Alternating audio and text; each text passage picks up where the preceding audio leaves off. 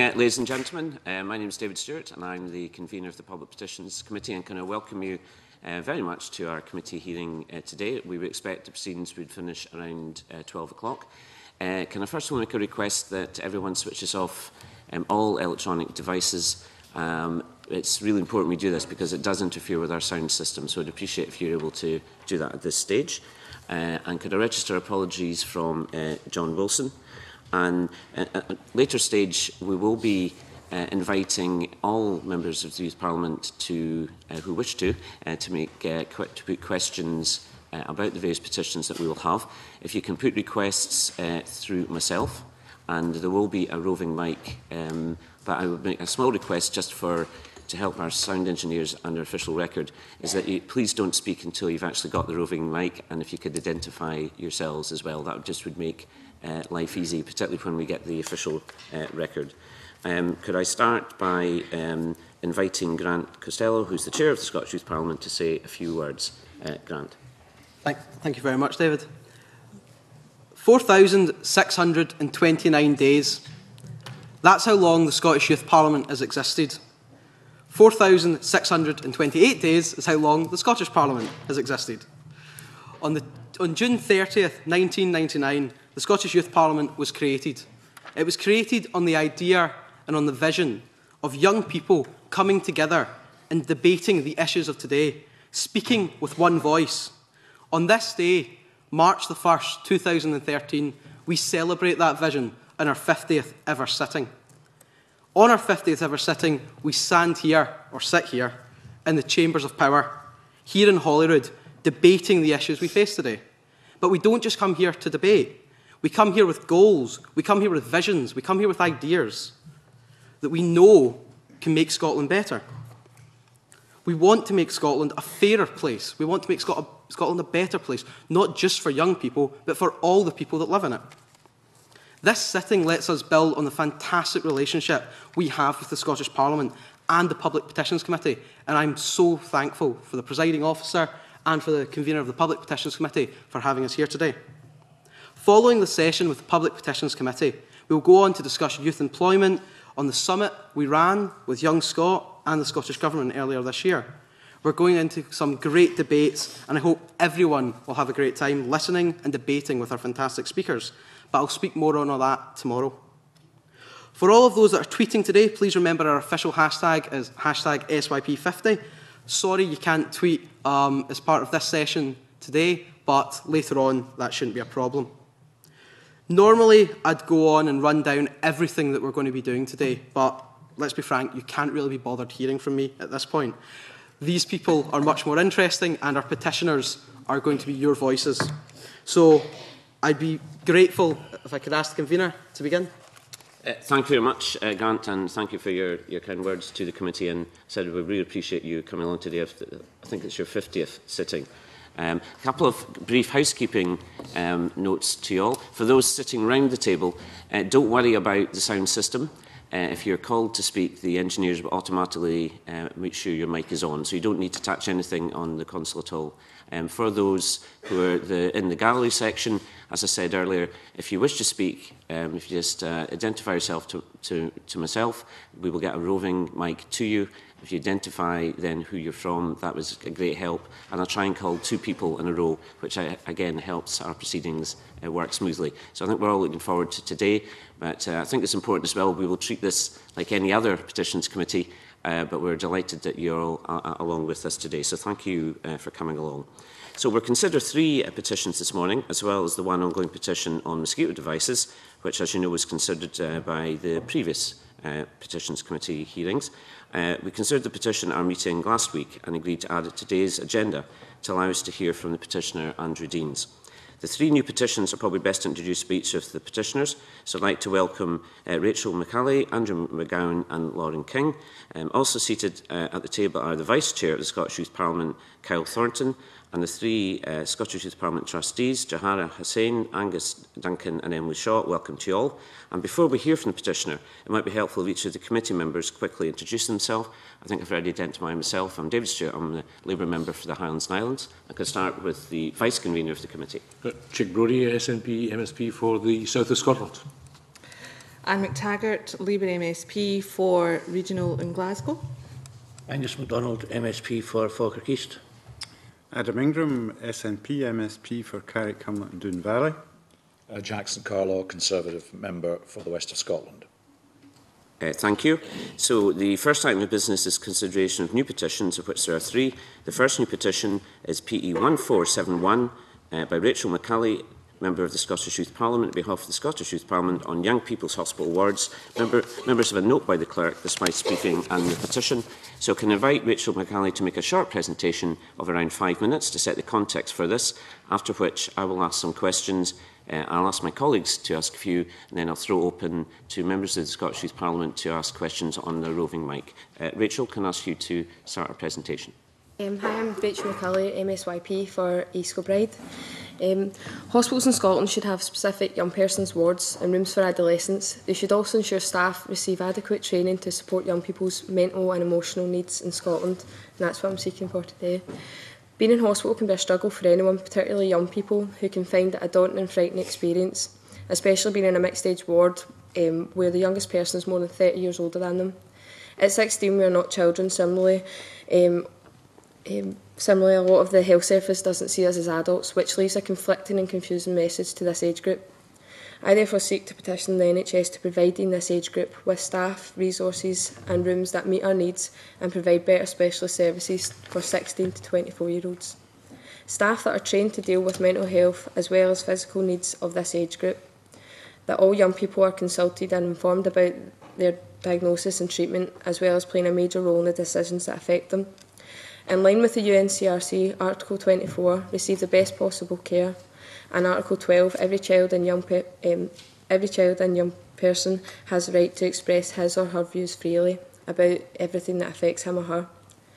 Rooms within wards that are set aside for this age group, meaning that although we are in a mixed-age ward, young people are placed together. And finally, recreational areas decorated with things like games consoles and TV and internet stuff, as well as books and etc.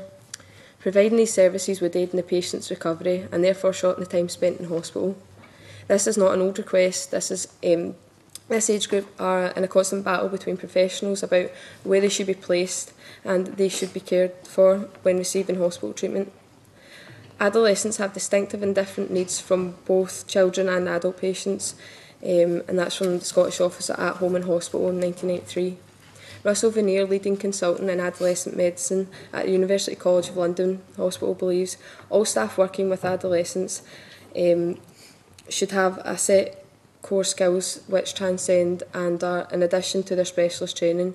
Through his argument, he has done constant research and consultation. He has proven that enough teenagers are treated as inpatients each year for an average district general hospital to support a specialist teenage ward of about 12 to 15 beds.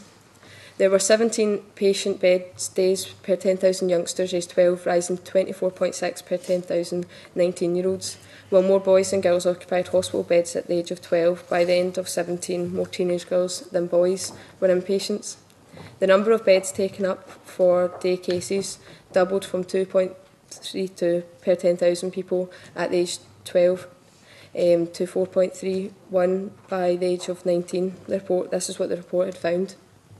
A survey done by the Royal College of Nursing showed that the lack of young people's facilities left staff feeling unsupported and uninformed about how best to support young people. Sue Barr at the Royal College of Nursing Advisory on paediatric nursing said, "It's ridiculous that in this day and age we still do not have the services for teenagers. Even providing somewhere to go during their visit to hospital, such as a recreational area where they can relax, helping stimulate their brains, continuing with their education and bring a sense of normality. Informing young people and including them in all levels of consultation and design-making process will also improve the relationship between patient and staff, show respect to the young person, but also will help in identifying the proper treatment for individuals who might otherwise be withdrawn and not disclose important information. The support, facts and statistics from various medical sources show that by focusing on the needs of this particular age group, we can speed up recovery, diagnose quicker, shorten hospital stays and aid in the recovery and welfare of individuals. I believe by young people being provided with this sort of care within a hospital will allow them to recover better while feeling they know what is happening to them and what sort of medical treatment they have been provided with.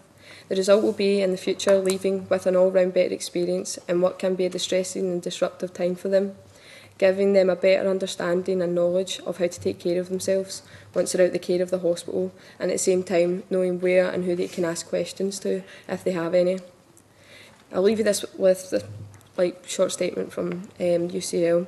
Appreciate and understand the advantages of implementing an adolescent-friendly nursing model and ward routine to both young people and healthcare professionals. Professionals communicating directly with young people should be listening to them and attempting to see hospitalisation through their eyes. Thanks for your time and listening. I really hope you consider this. Thank you very much for your presentation. I think that's helped the committee greatly. And just for the record, we do have a current petition from Lindsay Patty, which is coming up on Tuesday, our next hearing, and that's about mental health services. And one of the aspects we did raise is about mental health services for young people, and so it does tie in extremely well with your petition. Just a couple of points from me before I throw them to my colleagues. Do you have any evidence from other European countries of how they deal with young people in hospitals? Right now within the world, actually within Britain, we actually have services such as this. One in the University College of London, which is above the paediatric ward, which is for up to age 19-20. And the same with the Teenage Cancer Trust wards, which are spread out throughout Britain. Now, these have shown a great impact on young people's lives, as well as these have been taken from places like Australia and the States, where they have similar services. And the services have shown and proven that by having these sort of services, young people are disclosing more information and being diagnosed and treated quicker, both with their health. When they're in the hospital, you're after a certain age, you're in an adult ward and you're actually missing out on a lot of school, whereas if you're in a paediatric ward, you're still getting schooling. So they've also shown that with young people's wards, they're still being able to be educated in these, whereas in adults' wards they're not. So in other places around the world, all of this has shown that it's working much better than putting them in children or adult wards. And have you picked up a lot of dissatisfaction from young people across Scotland who are in wards which have adults in them? Well, doing through consultation with different people who have actually experienced being on either a young person's ward or on a child or adult ward. Basically, young people, when they're on a children's ward, they feel like they're stuck next to crying babies, and they're being ignored a lot of the time because a lot of the time their information, they're not being spoken to directly. What happens usually is it's the parents that are dealing with it, and you're talking about somebody who could be 15 and they're still the parents, they're not being involved with their care. And it's the same when they go into an adult ward, they're still kind of ignored because of the older patients there. A lot of young people feel obliged to either wait, or they're feeling like they're being ignored because they don't feel as important as the older patients because they need more care, like getting out of bed and stuff like that, whereas a young person might be able to get in and out of bed, but they're still really unwell and they're being put to the back of the queue a lot of the time. Thank you for that. I'll now ask Chick Brody. Thank you. Good morning. Good morning. We have a wee bit of robust questioning, Rachel. I mean, your presentation was very good. Young people represent, in terms of hospital admissions, only 4%, and we're trying to build a cohesive society. Why? Just tell me, health, is it health issues, healthcare issues, or social care issues that are driving this particular petition? In particular, it actually comes from both, and more so as well, like mentally and physically. It's shown that with these wards, that young people are actually recovering and being treated quicker, which means a young person, a lot of the time, you'll see them persistently coming back to a doctor or to a hospital because they're not being diagnosed quicker, like they're not being diagnosed straight away because they don't have a very good relationship with the staff in the hospitals, because a lot of the time the staff don't know how to deal with the young people, and this was proven through... young people are treated differently from other sections? Yes, because particularly when you're Where's the evidence for that? I don't have it here, but it's shown through the Royal College of Nursing when they did a consultation through both their nurses and their young people, and their nurses were showing that they didn't know how to adequately deal with young people because they weren't sure how to deal with them like mentally. They weren't sure how to speak to them, so they were standoffish, and then ended up speaking to their parents, who might as well not know the information that the young person's feeling, and vice versa. The young person then feels like they don't know how to speak to a healthcare professional because they can either feel that they're being undermined or they're just not being listened to.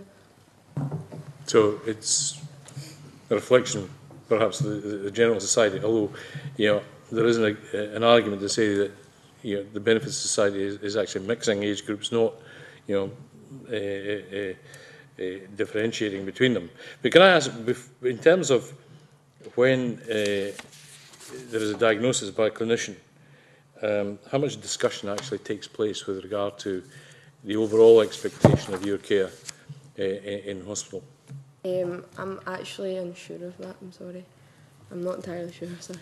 Okay, all right. And one last question. I mean, there was an issue on staff training. Do you think staff in hospitals treat young people in a different fashion to how they treat other people? Yes, I do believe that, particularly if you're going to like an A&E department or when you're in hospital, young people at the time, obviously you're out a lot, you're at school, you're obviously mixing with a lot of people all the time, and when you're in a hospital it's very segregated, and then there's usually arguments take place when young people try and have like people injured in the day or that sort of thing, so they do have, like, even if it's their parents and they're not allowed in, so there's that issue, and particularly when you're like going through A&E departments, a lot of the time young people are told, like, they're more, I think that young people are just, when they go in, the staff automatically think they're going to be trouble. So if they come in with like 5 or 6 friends, obviously your friends are worried about you, they'll end up asking your friends to leave, even if you're not doing anything wrong. Whereas other people come in with, like, a family member could come in with other 5 or 6 like friends, and they're not asked to leave because they're older. Okay, thank you. Thank you. Anne McTaggart. Thanks, Convener, and thank you very much, Rachel, and welcome to the Parliament, the Scottish Youth Parliament members. Rachel, part of our evidence was that there was personal communication from the Scottish Government that they're advising that the NHS Scotland continues to be committed to moving the upper age limit for its children's hospital services from their 13th to the 16th birthday, with some flexibility up till they're 18. However, that will not be changed until the new hospitals in Edinburgh and Glasgow are completed. Would you like to comment on that? It was something I had actually looked at, and I think within Scotland, what they do is when you're in a hospital and there is children's services there, depending on the young person's mentality, what they usually do is they'll try and put you onto the children's ward till the age of 16, but they can't always do that, which is understandable. So it's usually priority for children like under the age of like 13, but then that leaves you from about the age of 13 to 19 lingering, because if you're put on an adult ward, it's still, it could come under a child protection issue, putting a 14-year-old on an adult ward. So they do that in Scotland, but I think waiting is not very fair, and they really should consider having a separate ward from a children's, like, because you're not a child at the age of 16 anymore, and you don't want to be stuck next to all these little kids and like all these like babies and stuff like that, and you don't want to be stuck in a ward with somebody who's 95, because you're then left feeling responsible for the 95-year-old, because like if a 95-year-old asks you if they can get something, you're constantly getting up and down and helping them and you're still sick. So I think that they really need to consider, while they're building these hospitals, to have put in place that they could put a ward in there for young people specifically. Convener, Rachel, I'm not sure if you've kind of researched into this, but I would like to share one of my own kind of personal experiences. Mother of 3 bairns, and of 2 of which are teenagers. But what I was horrified at, like when the 13-year-old had then been referred into A&E, and it was the adult, they weren't able to go to the York Hill Hospital then, so they were going for an X-ray. So it just kind of opened my eyes up to, because obviously there had been a pub brawl or there had been some street fight, so the A&E was like pandemonium at the time. And it was quite horrifying for my 13-year-old to be there within, obviously they were there for medical reasons. Actually receive any young people over the age of 13 unless it's for specialist care, and when you go to A&E, if you're over the age of 13 you're actually turned away, and that's terrible because you're still a child and you've then got to go to somewhere where it is, as you said. That most certainly has been my experience, Rachel, but I would have been even more horrified if they had to remain within the Western Infirmary whenever we got there. Obviously, it was only just for an X-ray and we were able to leave, but that whole experience itself is still spoke about like a few years later, about how horrifying that was for that young child. It can be a very frightening experience, and as I said before, usually when they are putting a young person or a child on a children's ward, they do think the mentality, and if somebody at 13 could still have a very young mentality, and it can be very, very frightening. And at that, usually you're only allowed one parent or one person round with you. And then, like you said, there could be there could have been a pub fight and lots of people in there covered in blood and all that sort of thing. And it's not right. So it's not a youth-friendly environment at all. It was fairly horrific, fairly kind of scary enough for me as the adult, far less for the young child that I had with me. But we did, obviously we couldn't go to York Hill, we were turned away from York Hill and then had to go into the nearest one, which was the Western Infirmary. So thank you for allowing me to share that part of it, but I mean, I would have been even more horrified if I had to remain within that adult setting. Consulted with had the same experience. He'd broke his arm and he went to York Hill and he got turned away and he had to have an operation and was then sent at 14 into an adult ward to have an operation. So I do understand. Thank you for that. I'll take a couple more questions from MSPs before I throw it open for the Youth Parliament. Can I start with Angus MacDonald and then Adam Ingram? Thank you, Convener. Thank you for your detailed presentation, Rachel. You've obviously done a lot of research. Anne McTaggart actually covered part of what I was intending to ask. However, sorry, it's okay. I note that in the Better Health, Better Care HSCYP report that the NHS boards were to be asked to review the pattern and volume of adolescent admissions to identify opportunities for creating adolescent facilities. So clearly there's a will there to provide specific facilities for adolescents. However, I was surprised to note in the briefing that we've received for today's meeting that the Scottish Government doesn't have information on how many adolescent facilities have been created throughout Scotland. Now, you've mentioned facilities in London, Australia and the States. I was just wondering if you've got any examples of good practice in Scotland. In Scotland, there's actually currently a teenage cancer ward in the Beatson in Glasgow, and this is a very, very successful it's an organisation project, and it runs across Britain, but in Scotland specifically there's now going to be a further two. Now there is one already in York Hill, but that's only till the age of 16, and you're then transferred to the Beatson in Glasgow. And also in Edinburgh, as of this summer, there will also be one which will host I think it's 12 to 14 beds with the very similar facility as the Beatson. Now young people in there, they obviously can't, there's a volume of young people, and thankfully it's a young volume with cancer, and when they do go into these wards, their care, the way they're treated is so much better. They're not woken up at an extremely early time. They are allowed to lie in. Their treatments are scheduled round a young person's life, so they can still go out, they can still go to school.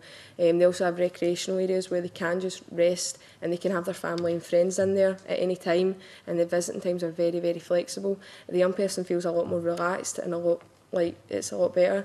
They also have the NHS is actually providing with a youth coordinator, which is a youth worker, which then helps the young person become involved and talk about their situation, because it's a very difficult thing to go through. And having that sort of diagnosis, they do need somebody to talk to, and they do. It is good to have someone there that could be on their level, and they can speak to them without having a healthcare professional, because they could worry about other aspects of life, not just the cancer diagnosis. So this facility has been it's a very well sought after thing now, and now these are cropping up all over, and we're now going to have 2 in Scotland, and they're also planning on 1 in Aberdeen as well. So yeah, thank you. Adam Ingram. Yeah, thanks, Convener. Could I just clarify what you're asking for, Rachel? Are you asking for an adolescent ward in every hospital in Scotland? I wouldn't be able to expect every hospital to host one. Like, there's not every hospital has a children's ward, but at least ones like the bigger hospitals, I believe, should have one, particularly with this new hospital being built in Glasgow, which is going to be a majorly big hospital, and they're even obviously moving the children's hospital there.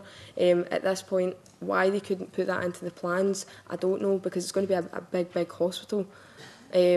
And, you know, I think that could be like those places like in Edinburgh, places like Edinburgh, Glasgow, Aberdeen, that sort of places in the major hospitals, they could have this and then enrolled out later, even if it's just specific rooms. I represent a constituency which is not a city constituency, so what about young people in my constituency? What would you be looking for them in terms of treatment? Even if there's not wards, there should even set aside rooms where you can have like 2 beds in a room, because this is what the Petition found, that they have a specific ward, but they can't obviously have just young people in a full ward, because this wasn't that when it was originally built, that wasn't in the plans. So they actually have rooms where there's 2 beds in a room, and for young people, so that you can have that. So even if they had that would be really good. Okay, the Petition obviously is a specialist hospital looking at cancer, and you can see the logic in having a special ward for young people suffering from cancer. Similarly, with mental health hospitals, there's been an issue for a long time in terms of trying to establish adolescent wards, particularly for young people who have their first episode of severe mental illness.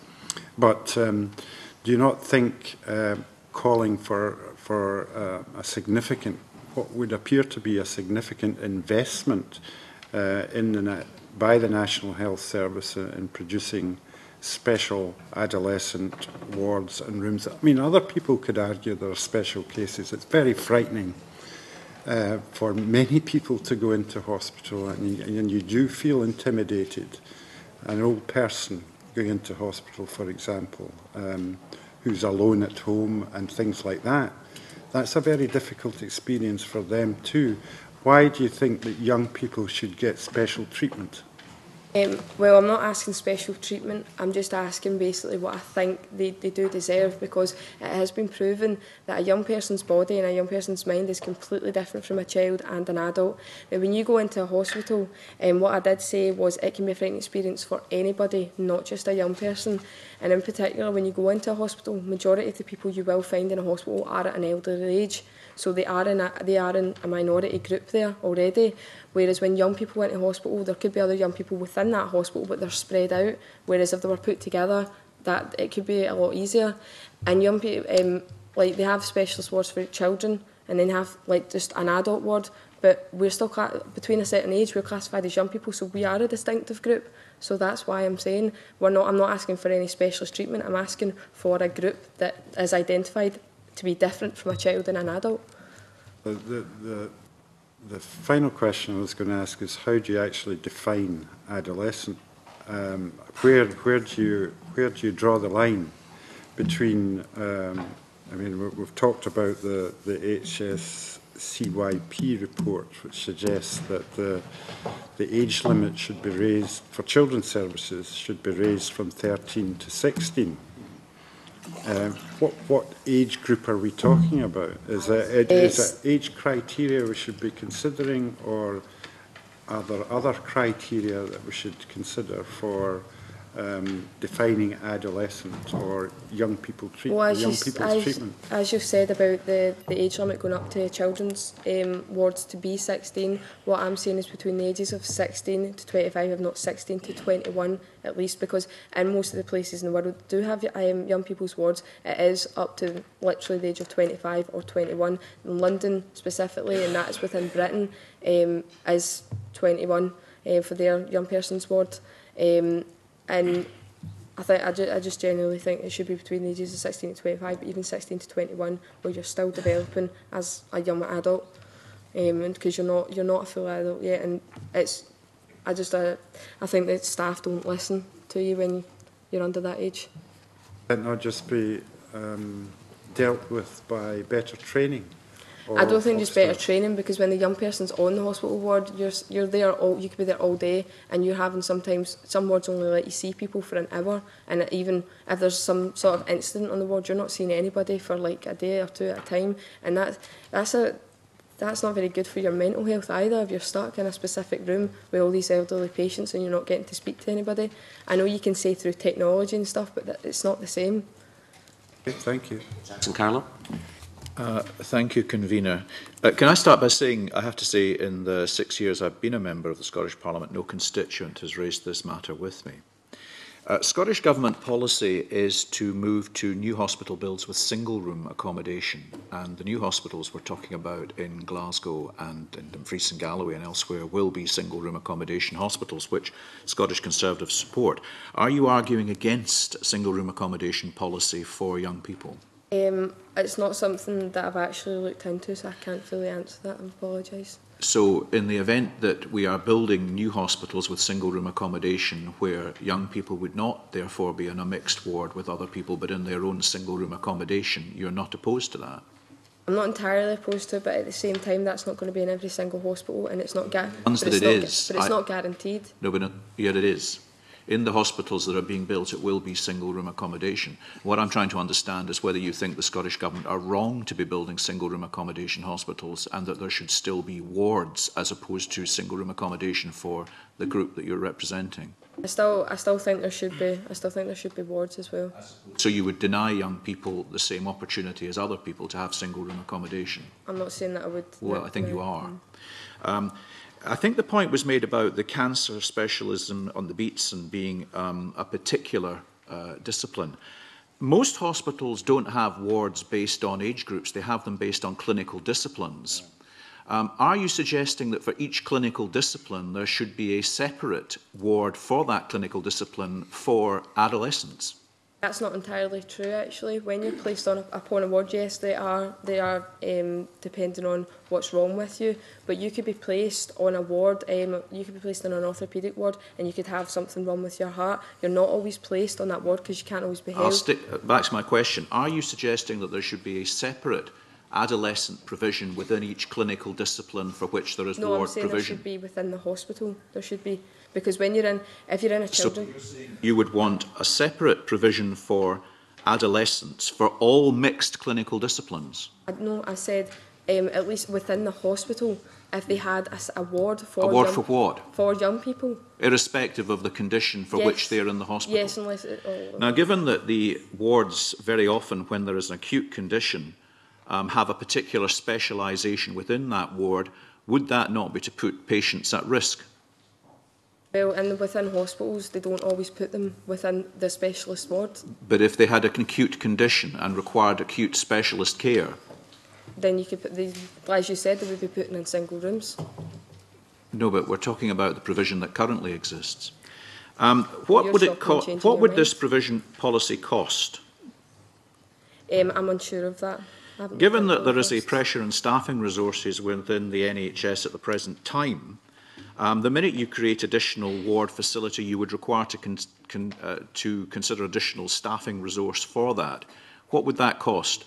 There's actually more cost in young people returning continuously to hospital because they're not diagnosed on first time, because they've not got the proper relationship between staff. No, can you answer my question? What would it cost to provide additional ward provision and to staff it? I'm unsure. Not sure.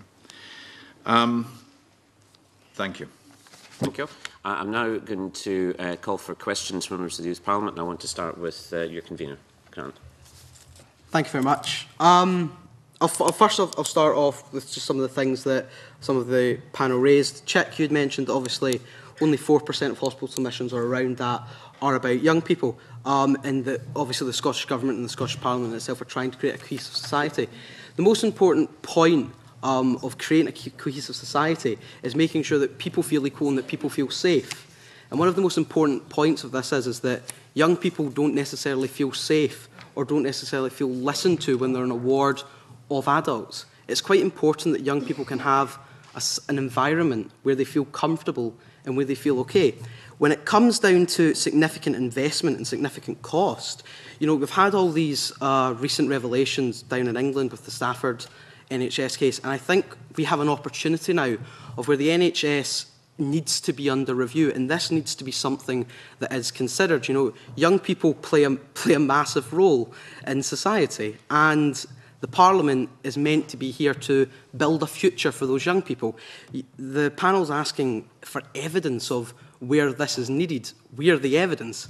An 85,000 strong electorate elected us as this evidence to bring it to you. So I don't think you need to worry about evidence in that sense. And when it comes to cost, there isn't a cost more important than a young person's future. And, you know, we have our financial problems, Jackson, but there needs to be some sort of notice given to young people. There needs to be an understanding that young people have to be put first. And when you're building hospitals where there are single rooms, that's important, but young people can't just be locked in a room. Young people need to have an environment where they can talk to people, where they can have fun, where they can enjoy themselves. They're sick, they're ill, they've not got the plague. They can't just be locked away. There needs to be an understanding there. Thank you for that. I'm now going to call for questions, and the questions obviously are particularly to Rachel, but it can be further than that. So can I ask first for those who wish to speak just to raise their hands, and I'll try and take two at a time. Okay, I can see two at the back row there, and I say, can you please don't speak until you've got the mic? Could you identify yourself? And just to allow as many questions as possible, I would appreciate if there weren't speeches, but there were just one-point questions, so we can get many as we get in as possible. So it's the person in the back row to my right. Yes. Shan Hughes, MSYP for Scottish Epilepsy Initiative. I don't have a question, I actually have a comment. I'd like to highlight the issue of training for NHS staff. I've actually had a horrific experience of our NHS. Waiting times are ridiculous. I've had a diagnosis of epilepsy twice and have had no proper treatment that's been successful for the past 3 years. When I go into hospital, I'm spoken down to. And I think as young people, we're a forgotten generation. We're pushed to the side and we're not important. And I think our issues with mental health are definitely on the forefront. I've been on a waiting list for CBT and therapy for the past 1.5 to 2 years.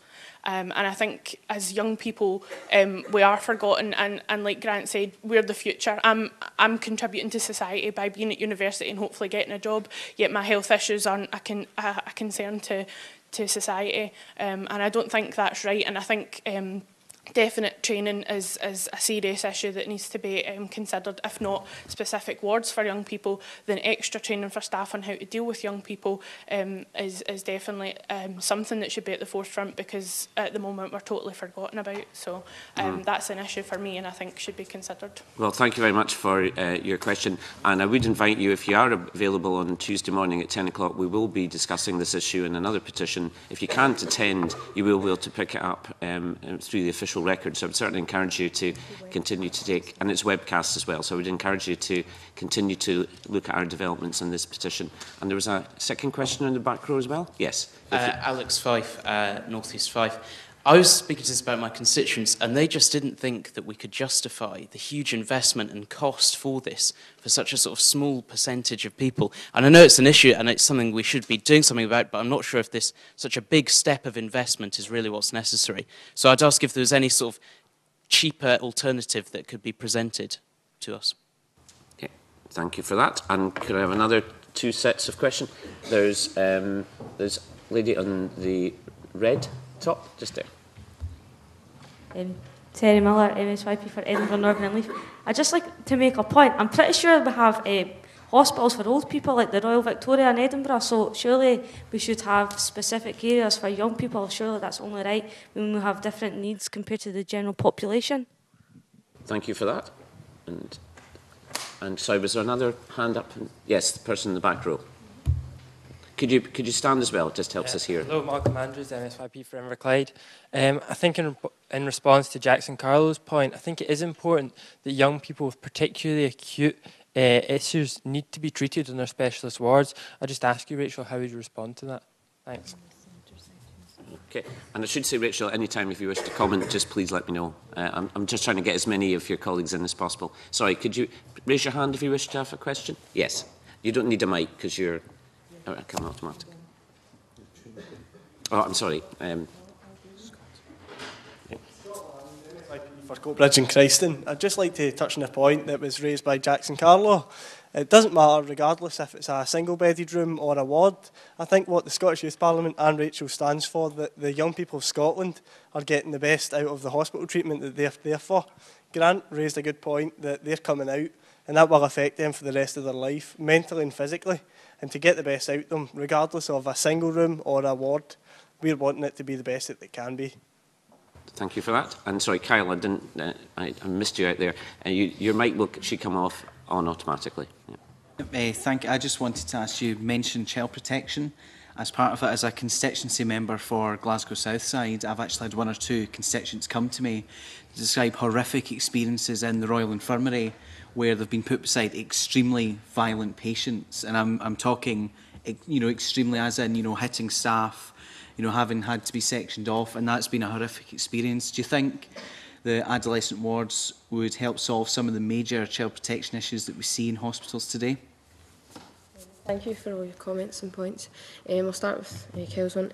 Yeah, I do believe that within an adolescent ward, young people are more likely to relate to each other on a better level, and having the communication between staff and young people, I think they'll be less likely to hit out or be violent. And being next to an elderly patient who might actually have dementia or something, they potentially could be the patient that's hitting out, so they're not able to really control that. And then obviously a young person's frightened, like if at night or anything like that, that patient could then react again. So I do think it's very important, and as regards to child protection as well, you can't really put a 14-year-old on a ward with somebody who's like 70. It's just not right.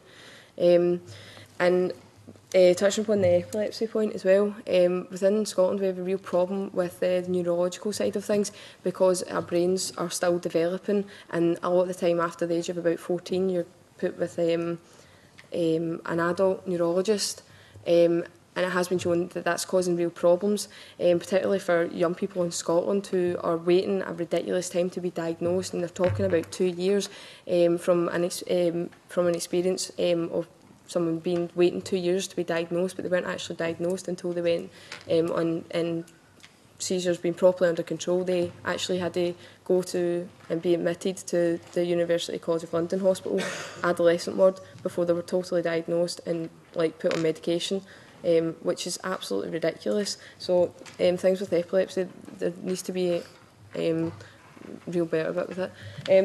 In response to the money side of things, I do apologise. Looking into it, everywhere does have cuts, and we appreciate that, but they would be saving money by doing this as well, because, like I said before, there was a lot of money's put into young people continuously going back to hospital because they've not got the right diagnosis at first, because they're not communicating properly with the staff, and the staff are not communicating properly with them either. So.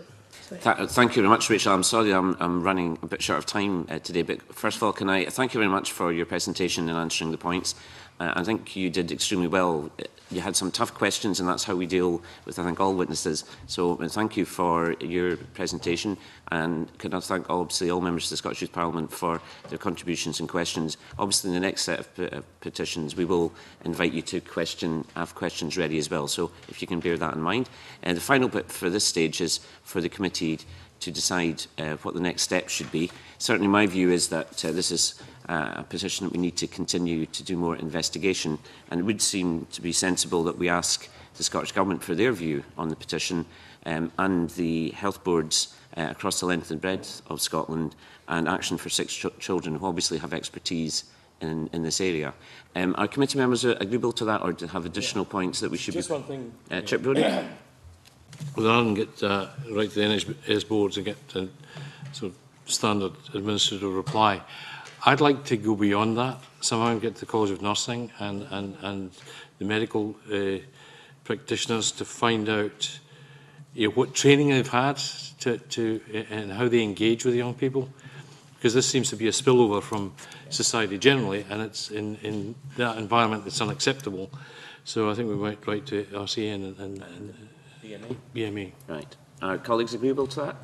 Angus MacDonald. In addition, Convener, I think we've already discussed this at previous petitions committees, but the length of time it's taking for NHS boards to reply, would it be possible to give them a time limit Clarify as well, you recall that the committee asked me to pursue this with the conveners group, and it's on the agenda for the next meeting this month, and I'll be asking all other committees to check if they're having the same problem as we are, and to make it clear that we're the democratically elected parliament and they have to respond to us. So I have got action outstanding, and I'll keep the committee up to date with developments on that front. We do always actually set deadlines. And we do set deadlines when we set the letters out. Adam Ingram? Yeah, in addition to the boards, I think we should be asking NHS Education for Scotland their particular approach to the treatment of young people and how staff training is being improved upon there. So picking up point. Yeah. Are members happy with that course of action? Yep. Right, thank you for that. Feel free just to stay, Rachel, even though you've done your slot, because I'm sure you'll be interested in the other petitions. Okay, if I can move on to the second new petition. It's PE 1467 by Andrew McGowan on behalf of the Scottish Youth Parliament on a Scottish Living Wage Recognition Scheme. And members have a note by the clerk and the SPICE briefing, and can invite Andrew McGowan to make a short presentation of around 5 minutes, and we'll have the same procedure as with the last petition. I will kick off a few questions, so will my colleagues, and then ask you as members of the Scottish Youth Parliament to put some questions at the end. Andrew? Thank you, Convener. Over the past year, the Scottish Government and local authorities have worked together to implement a Scottish living wage in the public sector, which has benefited thousands of low-paid workers. The Scottish Government and our Parliament have a duty to every single low-paid worker in Scotland, regardless of being employed by the public or the private sector. It's estimated around 18% of the Scottish labour market are currently paid less than the Scottish living wage rate. That equates to around 390,000 workers. Just because these workers are not directly employed by the government does not mean it doesn't have an obligation to actively seek to tackle the problems of in-work poverty. Bar staff like myself, waiters, waitresses, retail and salespersons are the most likely to be paid lower than the living wage. I've worked as a barman since age 18, giving myself nearly 2 years of experience. I was being paid £5.50 per hour, above the current UK national minimum wage rate for my age. However, I was being discounted against because of my age. 4 new starts with no previous bar experience were employed at £6.19 per hour. Despite having more experience than these employees and having to provide help, whether it be the general operating of the till system or something trivial as changing a keg, they were paid more than me. There is no excuse. This is wrong. Everyone deserves to be paid equally and deserves to be paid a Scottish living wage. A worker's pay should be based on their experience, not their age. It should be based on rewarding skills and success. Everyone deserves to live rather than just survive. Families need this as well as young people. Child poverty has risen by 2% in Scotland since 2010. In tough economic times, the income of a two-child family, in which both parents work full-time on the national minimum wage, would cover only 82% of basic costs. A lone parent, on the other hand, on minimum wage plus relevant top-up benefits, could cover 89% of these costs. In the so-called good times and the bad times, working families are struggling to make ends meet. Pay freezes by both government and private sector employers, coupled with a period of inflation and the price of necessary goods and services, have seen working families hit hardest with real cuts to their limited income. We should strive to tackle the plight of child and in-work poverty. This fight should be fought on many levels. However, there is no doubt in my mind that making work pay to a level where it allows families to live rather than survive is an effective, if not the most important weapon that we have. There's a strong case, as you'll no doubt agree, for a Scottish living wage, but there is also strong demand from Scots for a recognition scheme. Our Change the Picture manifesto saw nearly 43,000 responses from young people. 76% of these people agreed that the Scottish Government should set up a recognition scheme, while 78% believe that we should be paid an equal minimum wage for all. On this specific petition, in under a month, we received about 2,000 signatures. This is only made possible by our dedicated MSYPs who have championed the petition and have been out in force in communities advocating the need for a recognition scheme and collecting supporter signatures. The Scottish Living Wage Recognition Scheme, which we are proposing today, would see the Scottish Government actively encouraging businesses the length and breadth of Scotland to pay employees a living wage. The membership of this scheme, unlike the UK scheme, would be free to businesses, and once signed up, they would receive the official kite mark. Businesses could then advertise themselves as an ethical employer, and in doing so would encourage competitors to join the scheme. Glasgow, for example, operates a similar employer recognition scheme, which has attracted over 150 businesses to date in the city alone. This scheme would aim to create a marketplace where consumers and workers ask if an employer chooses to pay a living wage, and if not, why not. The living wage, when implemented by an employer, will make an instant difference to the lives of any one of the 400,000 low-paid private sector workers, or any one of the 2/3 of children who live in poverty, who come from a home where parents are working, enabling them to truly live and not just survive. Thank you very much for your presentation.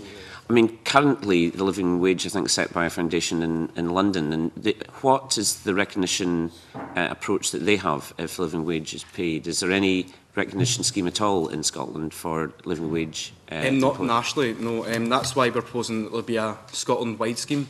Like Glasgow, for example, as I mentioned in my speech, they provide this scheme, and it has attracted 150 businesses in the city alone. So it shows that businesses do, want to get involved and want to pay a living wage where they're going to be rewarded and recognised. I was also concerned when I was reading some of the papers about this that you mentioned that the bar trade, for example, is infamous for poor pay, and catering and cleaning also have a bad reputation. I'm also quite concerned that a lot of these sectors are heavily dominated by women and younger people. So young women particularly are discriminated against in these sectors. Would you agree with that analysis? Completely. Working in, taking from a personal experience, working in bar, I'm the only male between the age of 18 to 25. The other 7 employees are women, well, females, young females. So I completely agree that it's young women who are hit hardest with this. I can just throw in for my colleagues. Chick Brodie. Thank you, Andrew. This week we had, I sit on the Economy, Energy and Tourism Committee, and we had Joe Stiglitz, Professor Stiglitz, Nobel Prize winner, who indicated the complications of, particularly in the States, of the gap in incomes between those at the very top and those at the bottom. So this is a very dignified paper, but I'm surprised that you're not raging a lot more. One of the saddest things that it happened in Parliament was the departure of John Park, who is a great advocate of the living wage, and of course the procurement reform bill, which we'll bring forward, I'm sure will embrace the notion that any local government procurement or national government procurement must embrace the notion of a living wage, while we work to reduce the gap between those at the top and those at the bottom. I have to say, though, having run businesses, you might get employers who tell you that they're paying the living wage, and they don't. So you might find people getting an award who really don't deserve it. How do you propose to secure the verity of employers who say they're paying a living wage, but they're not? Of course, the Scottish Government actually have the final say if they take this forward. But our scheme that we are proposing would, like the scheme in the UK, would see employers, if they wanted to join the scheme, would have to sign a legally binding contract where they would accept to go under investigation to find out if they were their employees were being paid a living wage. The current rate is set at £7.45. What happens if they don't want to sign the contract? Then they don't join the scheme. But first of all, you have to have the scheme absolutely recognised by authorities that can actually apply whatever rules you want. And I'm not following how you're going to. Yeah. I've got a meeting with the Federation of Small Businesses in Scotland, which we're going to actually talk about this and how we could promote this to small businesses, which are arguably the backbone of our economy. It's quite simple that this is a scheme which is completely voluntary. 150 businesses in Glasgow feel that they should pay a living wage and are subject to checks to ensure that they are paying a living wage. They shouldn't be able to advertise themselves as an ethical employer if they're not actually being ethical and being truthful and paying a living wage. Yeah, I'm confused as to how it's going to work. I mean, I've absolutely no disagreement with the intent. I just don't. I think creating a recognition scheme will have inherent difficulties in applying it. Even those who register, I know you're saying, well, and then you say it's voluntary. Yeah, I just don't see how this scheme will work. It's like a scheme I don't disagree with the intent. In fact, support it. But difficult. Thanks very much for your point. Okay, thanks for that. Other colleagues? Adam Ingram? Would it not be more sensible to legislate for a minimum wage which is actually equal to a living wage? That is currently reserved to the Westminster Government. I don't try to be non-party political. I don't feel that the Conservatives or the UK Government would seek to have a higher UK national minimum wage. I feel that this is something that Scotland can promote and encourage businesses to do, but it's become don't have the powers to legally impose something on businesses. Would it not be more sensible for the Scottish Parliament to acquire those particular powers? That's up to the opinions. Again, try to be non-party political. I wouldn't like to get drawn into a battle. Hey, but that would certainly sort the problem, would it not? Particularly your problem with regards to the fact that there are different minimum wage rates, and you feel that young people are being discriminated against. Taking into account, well, try to take away from my point, my view, my constitutional view, I believe that the Scottish Government and our Parliament and the political parties that are represented in our Parliament have a duty now, and this is needed now, not after 2014. So if it's a yes vote, then by all means that is something we can work towards. If it's a no vote, then we should be prepared that we have a scheme to promote and encourage businesses to pay a Scottish living wage to their employees.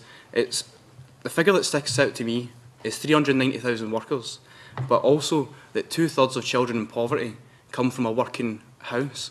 So we've a duty as a country to, despite independence or staying within the United Kingdom, we have a duty to these people. All I'm pointing out is that the relevant powers are elsewhere at the moment. We can encourage, and the Scottish Government, I understand, has made public stance of paying the living wage to every direct employee within the Scottish Government. NHS provides a living wage for every staff member, and COSLA and the Scottish Government are trying to encourage a living wage throughout the public sector. But it's private sector employers that you're having to persuade, and essentially there's a difference between persuasion and imposition through legislation. So I think your campaign is a good one, but it will be entirely voluntary, as you say.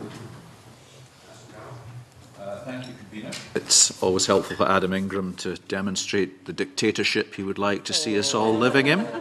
Yes, we could acquire these powers and then colossally disappoint the nation by not implementing any of the promises we subsequently make. I don't think the powers themselves actually would guarantee the objective you seek. All these college places that you've axed, Adam, oh dear. Let's say that I'm actually broadly sympathetic with the aims of the petition as you've outlined it this morning, so congratulations on that. A couple of points I'd quite like to follow up on. In Glasgow, where you say the scheme is being operated with 150 businesses and there is some kind of monitoring and checking taking place, who has taken responsibility for those checks being carried out? Is that being carried out by the council? I'm not sure about that. Have you any idea what resource they've made available for that for the undertaking of that function? That's something that we could look into and contact you about. Okay. I'd be interesting to know, I mean, because obviously your primary objective is to have more people paid the living wage. I mean, the recognition scheme you see as potentially an access route to more people being paid it, but you wouldn't want to see resource diverted into a recognition scheme per se. It's about more people getting the actual living wage. The conversations you're going to have with the Federation of Small Business, presumably if they were reasonably successful and they were to initiate a programme within their own organisation, they, a bit like the council, would probably then have their own monitoring of the fulfilment of the criteria for those people that had been successfully enrolled. So in your broader proposal, if there were a national recognition scheme, are you proposing thereby that there should be a resource committed nationally in terms of infrastructure, process and personnel to police and manage that scheme? And would it not be better for that not to arise, since we're talking about the private sector largely here, I think, would it not be better for that to arise on a voluntary basis from within the private sector who you're meeting with and seeking to persuade? What our proposal is that the Scottish Government do this. It's not actually, the Federation of Small Business, that meeting will be for their support and for their views and opinions to feed into our proposals.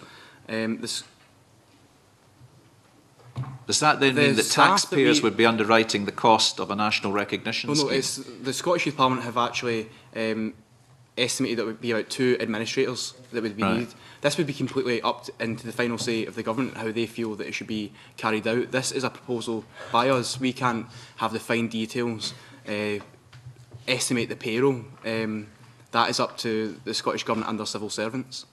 And why do you think it is preferable? I mean, given that we are looking to the private sector employers to more actively participate in the living wage, why do you think it's preferable that the Scottish Government, with the use of taxpayer resources, run and manage a national recognition scheme than that the private sector representative organisations themselves actually manage and administer such a scheme, which would not cost the public purse anything?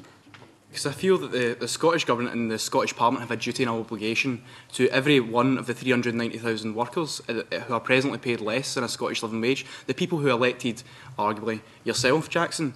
So, really, they have an obligation and a duty from the people of Scotland to champion and promote a Scottish living wage and encourage employers. I don't disagree with that, but is that not more likely to come from within the representative organisations of the businesses whom you're trying to persuade, rather than by a seemingly dictator bureaucratic intervention from government? Well, each to their own, I suppose. That's your opinion. Well, I feel that it's an all Scotland and all government response to a problem that in our society. For politics, for me, is about just shaping the society that I want to live in. And I don't want to live in a society where 390,000 people are currently paid below us. That's a separate argument with respect. That's an argument for the living wage. We're talking here about a recognition scheme. Yes, and the recognition scheme would actually seek to eliminate the problems of in-work poverty actively. It would be government policy. It'd be part of the government's agenda. I'm not disagreeing with that. I'm just saying who should underwrite the cost of managing and administering the scheme, and you think it should be the taxpayer? I think it should be the Scottish Government. Well, the Scottish Government has no money. They get it from the taxpayer. So, from the taxpayer? Yes. Okay. Thank you. Fine. Now you know what it's like being on question time, right? I'm afraid I'm a bit short of time. Can I ask my colleagues if they can just make one brief question, because I want to allow time for the Scottish Youth Parliament to intervene. Anne McTaggart. Yeah, really, it will be brief, Convener, just to agree with most of what Andrew had said within his speech, but not all. And it's really important that we do act now as opposed to waiting to 2014. It is an important, hugely important issue, and it concerns me even more that when we talk about living wage, I even think, you know, for apprenticeships for $2.65 per hour, it's just shocking. Thank you for that. I don't necessarily need to have a response every time, so I'll maybe move on. Angus MacDonald. Thanks, Convener. First of all, can I congratulate the Scottish Youth Parliament for setting up the One Fair Wage campaign. And I certainly welcome the proposal for a Scottish Living Wage Recognition Scheme. Such a scheme would certainly help to concentrate the minds of employers and encourage good practice with regard to paying the living wage. Now, you mentioned, Andrew, earlier that the workers' pay should be based on experience and not age. So when you meet with the FSB, I think you said it's next week that you're meeting with them? I never set a date. We're setting a date after the sitting. It was too busy to set a date. Okay. Well, when you do meet with the FSB, how will you respond to the point, which they'll no doubt raise, that small firms are struggling as it is, and an increase in wages to the living wage level of £7.45 could break some small traders? I think it's a valid point. Again, I'd like to stress that this would be a voluntary scheme. It wouldn't be imposed on employers. So employers who feel that they can't, at the moment, subscribe to such a scheme and commit themselves to pay this wage, they wouldn't have to do so. But there is benefits, like as I said in the last couple of lines of my speech, that this would, when implemented, the living wage would actually have an instant effect on people's pay, and by doing that, you increase their disposable income. And it's an economic truth that when you pay, when you allow workers who are low paid, you give them more money. They spend that within their communities, which arguably would be small businesses, and small businesses would benefit from this, and this would be a great multiplier effect on employment in our community. Yeah. Follow my colleagues. Well, I just one on self-regulation. It was interesting to listen to Jackson because clearly his government has great experience of self-regulation. The Press Complaints Commission being one, not. Answering questions. Just one appeal. I think we can indirectly legislate. That's why I refer to the Procurement Reform Bill, and I encourage as much effort to go into supporting what needs to be done on contractual conditions. I take your point in terms of the multiplier effect that it has on society, notwithstanding some of the problems with it. I now want to throw open to questions. What I intend doing is taking two at a time, and at the end of the questions, I'd like Andrew to do a very brief summing up before then the committee decides on next action. Can I start with Lauren King? And I can just wait a second till our engineers have got it right. Thank you. I'd just like to make a statement, really. It's a wee bit of food for thought. I work as a salesperson and I get £4.10 an hour. I'd just like to make a wee statement. Would any of you work for £4.10 an hour? Do you think you'd be able to survive and live off £4.10 an hour for your lives? Thank you for that. Can I ask for, if you can just raise your hand if you wish to ask questions. I've got a person in the very back row. I was just wondering where your stance was on the fact that under-16s aren't currently paid a national minimum wage. Would they be included within this campaign? Yeah. Sorry, could you introduce yourself and say where you're from? Louise Cameron, MSYP for Murray. Thank you. Thank you for that. I've got time for a few more questions. Yes, and if you just stand up and introduce yourself, just for the record, thank you. It's Kelly Temple, MSYP for Edinburgh, Northern and Leith.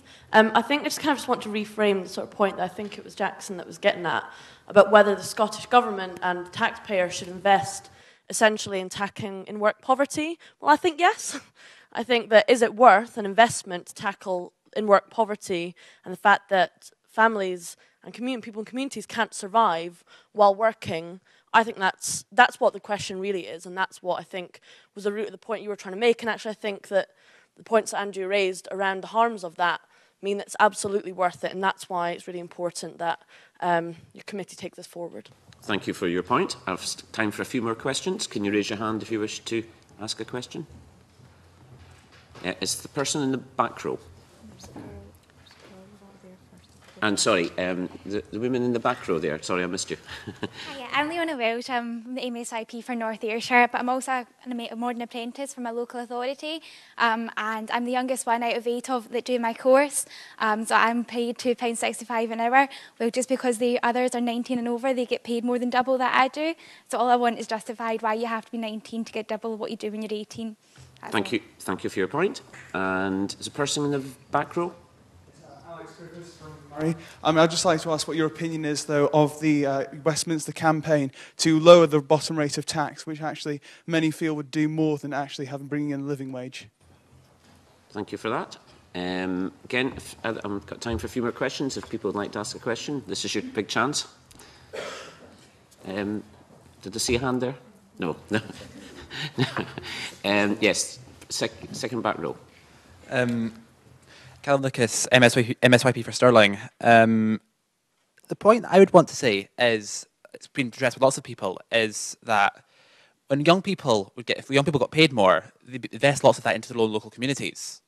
Everyone, I think, here knows lots of people who are drastically underpaid and are struggling to survive on low pay, especially if that's combined with education.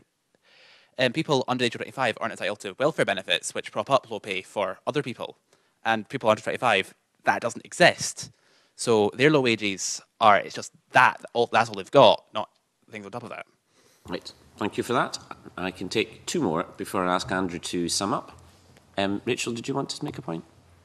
Just on the point that the government's looking at scrapping housing benefit for under 25s. Now, if under 25s have no longer got housing benefit and they're trying to work at such a low rate pay, how that's going to make things 10 times worse. How do you justify that? For that, I can take one more. Anyone perhaps has not asked a question would like to ask? Yes, and I'll take your call, both of you, since you're next to each other, right?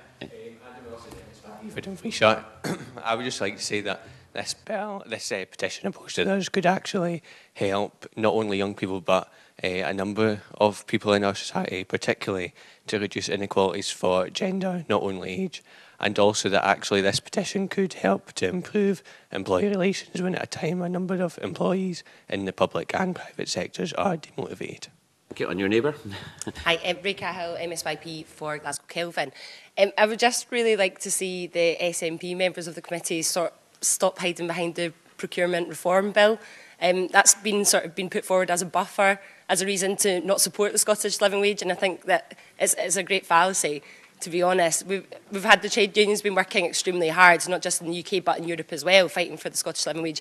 Here's a perfect opportunity. We've had people say, of course, businesses need to sign up to it, blah blah blah. That's not a problem. Why not implement this and give businesses the chance to do that? It's a step forward, surely. It's a chance at actually giving people the living wage that they do deserve. Thank you for that. And just before I get Andrew, and I could say generally in this committee, although we have 4 members of SNP, we don't tend to be partisan in the committee, certainly in my experience. A couple of points just for Andrew you'll be aware of is the first point, I was in Westminster when the minimum wage was put through, and as you well know, there was an inspector scheme set up to legally enforce that. And the second issue is I'm involved in the corporate body which runs the Parliament, and we've looked very carefully at living wage issues, and there certainly is difficulties putting requirements for living wage on procurement contracts, and Alec Neil got advice from Europe around that. Now, I'm certainly not hiding behind that. I personally would be very keen to make that a condition in new contracts, for example, catering and cleaning that we have here. But we got pretty strong internal legal advice as well about that. Now, I would love to see that problem disappear, but there's no doubt that that is a big problem for the public sector in terms of making conditions of future procurement. And sure, there might be some changes in legislation here. The difficulty, I think, is around competition directives in Europe. But I'm not asking for an answer, Andrew, on that. I'm just saying you probably are aware of that, but perhaps you could take that on board and maybe get some other research on that. Andrew, would you like to sum up briefly? I'd like to thank all the members for attending today and for all your views. I'm proud of the Scottish Government and the Scottish Parliament for the broad support and the steps we've taken in the Scottish living wage. Again, I'd like to reiterate that the Scottish Government and our Parliament have a duty to each and every single one of the 390,000 workers who are low paid and the 2/3 of children who come from a working house who find themselves in poverty.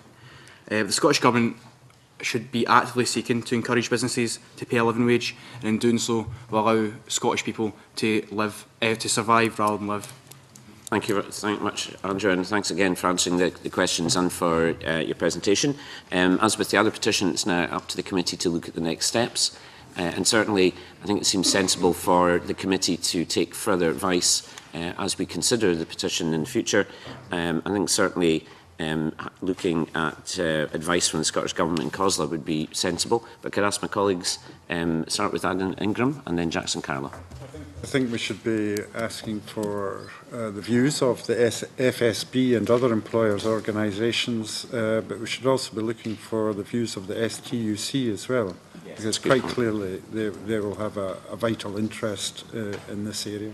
Thank you, Jackson. Carol? I was going to make a similar proposal. Actually, pretty impressed with the presentation we've had from Andrew. So I would have thought that as well as seeking views, we should actually be asking the government in articulating a view to potentially also articulate how they think such a scheme might actually run and what they think the implications for that would be. Because if there is a model and they are subsequently disinclined to do it, it may be that there are other ways in which that can be progressed through the business sector. Thank you for that. Other colleagues wish to contribute? I take the point.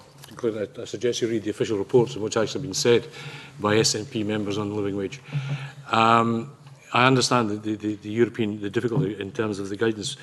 I would ask that when we write to the Scottish Government that they actually, and this will happen in the case of the procurement reform bill, while the legislation says encourage, we need to drill down and see exactly what is happening in a European context. Thank you for that. Amit Taggart. Convener, and thanks Andrew for an excellent presentation. Really, just to find out some more information about the Glasgow scheme, if we could even ask Spice for some research behind that.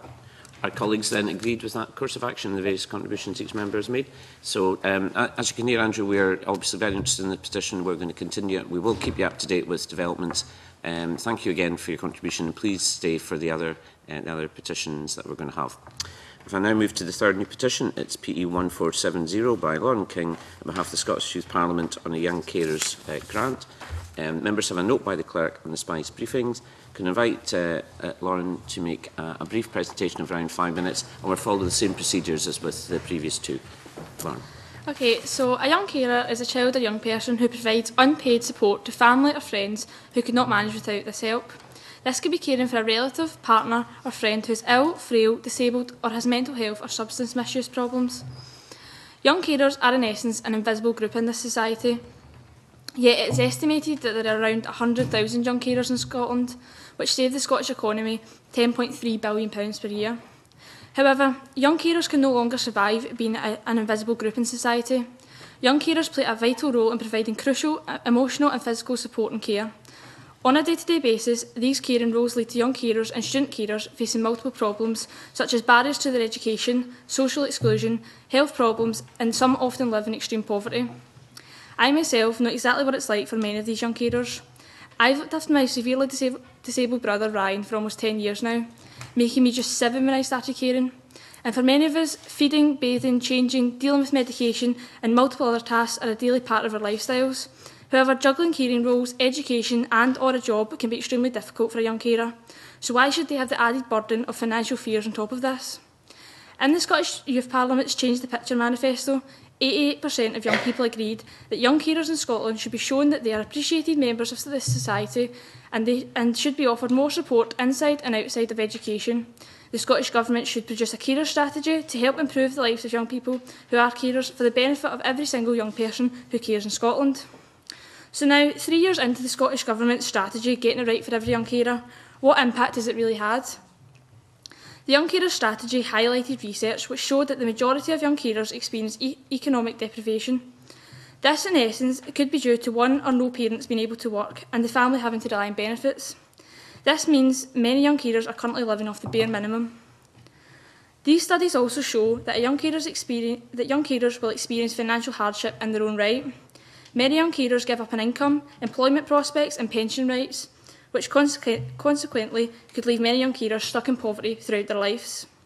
A young carer whilst at school may be eligible to receive education maintenance allowance.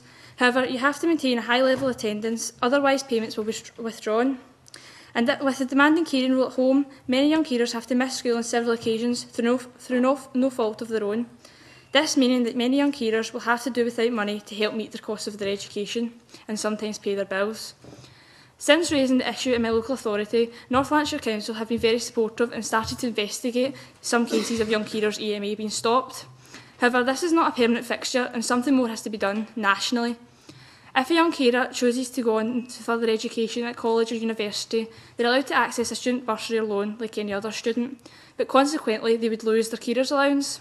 The maximum level of financial support a Scottish domiciled student can access is less than someone on benefits and below the relative poverty line. This means that young students with caring responsibilities do not have the access to enough financial support to study and perform their caring responsibilities together. This has led to an increased dropout, more mental health problems, illness and lower academic achievements. 13,000 young carers provide care for over 50 hours a week, So how can they be expected to juggle a part-time job to help with the cost of living like other students do if they already have a full-time job at home? This showing that the current welfare for young carers is not adequate and only leads to more difficulties for the young person. Most young carers are struggling to survive with the lack of income, support and pressures of studying and maintaining their caring responsibilities. Every day, young carers across Scotland are crying out for financial help, yet their voices are never heard. This is why something radical has to be done. After all, we cannot ignore the 88% of young people when they say that young carers deserve better. This is why I passionately believe that a young carers grant for carers in full-time education or under the age of 18 can make a positive change to a young carer's life. Thank you very much for that. Obviously, from your own experience, it must be very difficult for young people who are caring to, to make sure that their education is kept to a reasonable standard. Was that your own experience from your caring duties? Yeah, it has been down to my own experience. Obviously, it's quite difficult to try and study, like, if there's something going on in your caring responsibilities, like obviously different things like prelims come up to Christmas time. Christmas time is also when increased illness happens with people, so obviously there can be great difficulties. I was also part of my Young Carers Forum, which I moved on from as part of the Young Carers Project and moved on to the forum and then done governance work for Action for Children as a charity. But in the Young Carers Forum we found that it was a great issue, that young carers found it really difficult within school times, and obviously there is leeway and stuff with like homework deadlines and stuff like that, but obviously it's the financial worries that worry a lot of people. And in terms of the grant, how much would you envisage that being? And secondly, what would you see, have you made any estimates of what that budget would be for Scotland on a yearly basis? I've not actually looked into how much the grant should pay. I think that's, I'm just proposing the petition. I think that's something that the government could decide. Okay, thank you for that. And I'll throw them to my colleagues. Yeah. Chick Brodie. Just one quick question. Lord, as you know, we're to be integrating health and social care at local level. Can you tell me what involvement you've had in any discussions regarding that? In social care, actually, as part of my Young Carers Forum, we've done a lot of work with the social work as well as the NHS. We've done a lot of consultation work. So in a lot of cases, if they had a survey they were coming out, we would analyse it and critically say, look, this isn't going to help a young person. And we did find that ourselves, obviously, we were moved on to the forum as more educated young people, but there's other young people who are quite deprived. They're not aware of what's going on around them, and they would be able to understand some of these things that the healthcare services are putting towards them, because they've not had the education and they've not had the life experience to be able to understand it, and they've had nobody to tell them that, because obviously some cases their parents can't obviously understand themselves to tell them. And somebody like yourself, like your colleagues in the Parliament, who can articulate so well the issues, you've not been involved in any discussions personally in terms of at a local level with what the plans are? In a local level, I've had a lot of discussions actually within, obviously young carers themselves, raising the issue that they're obviously struggling financially, and a lot of young carers don't feel that anybody really listens to them, because they are quite young people, and sometimes they're actually afraid to come up and say they're a young carer, because they don't actually know they're a young carer sometimes. And that's the fact, when I raised it in North Lanarkshire, it was actually a debate with council members, and it was my Young Carers group, Action for Children, had young carers there, but the young carers herself couldn't actually stand up and say her question, which was about EMA being withdrawn. The staff member had to actually do it for her, and that's when I had to stand up and say, look, I don't think there's getting an issue here. The issue is young carers aren't surviving, because if they're not getting to school because of their caring issues, that's not their fault. They still want to be in their education and they need that money. Shortly after that, our North Lanarkshire Council started investing in that the next day, and since then the Young Carers Project in North Lanarkshire referred several cases over to the council about obviously the money being stopped, and the children that were getting their money stopped were in crucial financial terms. They were in extreme poverty and they needed that money, they relied on that money. Thanks, Lauren, for a great presentation, and thanks for sharing your immense experience, both personally and obviously what you've learned now that you're within the role that you're in. Could I possibly ask you, Lauren, what's your experience of the Scottish Young Carers Service Alliance? Well, as part of the Scottish Young Carers Alliance, I've not had a great experience in it. North Lanarkshire run their Young Carers project through Action for Children, so obviously that's a different organisation, and that's just the one that obviously I'd be referred to in that case, so I wouldn't have that much experience. I'm most certainly not trying to make any political point scoring here, but when you read down in paper the Scottish Government what they say that they're going to do for Scottish young carers, it looks all really well and they will be recognised. You'll know that more than what we do, but are you saying that it's not really happening on the ground?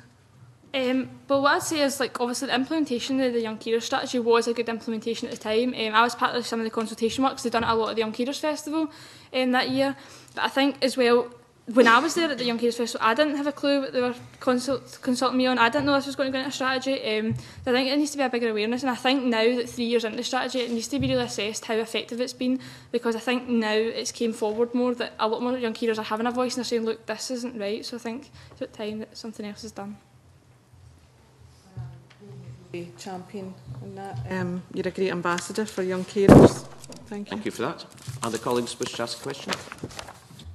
Adam Ingram. In terms of the actual quantifying what is needed, you haven't given us much of a clue in terms of, what sum of money would be associated with the grant. Obviously, an EMA is about £30. Is that right? And clearly, the issues with regards to the stopping or suspending of EMA is something that local authorities ought to be sensitive to and appreciate the circumstances that young carers have. But what on top of that do you think is required on top of an EMA? I notice that it's really for carers and full-time education and for those under 16. Can you not give us something of a hint as to the sum of money you think would be appropriate as a grant? I think the issue is, obviously, a lot of young carers who are in education are getting their EMA stopped, so it's kind of move away from that point of them getting EMA and more of an unpaid carers allowance, because they still are caring. Obviously, you can't apply for carers allowance if you're in full-time education right now, which kind of restricts young people, because what they're meant to do, choose within money to make their family survive, or in education to better their future. So I think that's like a really tricky question to ask a young carer, like, what do you want to do, pay for your family or get an education to pay for you in later life?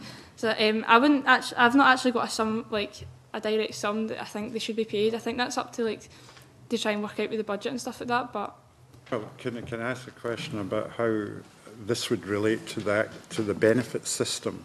I can make an obvious political point again about welfare benefits, but I just would like to get your own experience of how the benefit system interacts with your particular financial circumstances with young carers. I'm not entirely sure how the benefits it would work as a benefit system. As a family, my mother refuses to get carers allowance because she believes it's her child. She shouldn't have to be paid to look after her own child.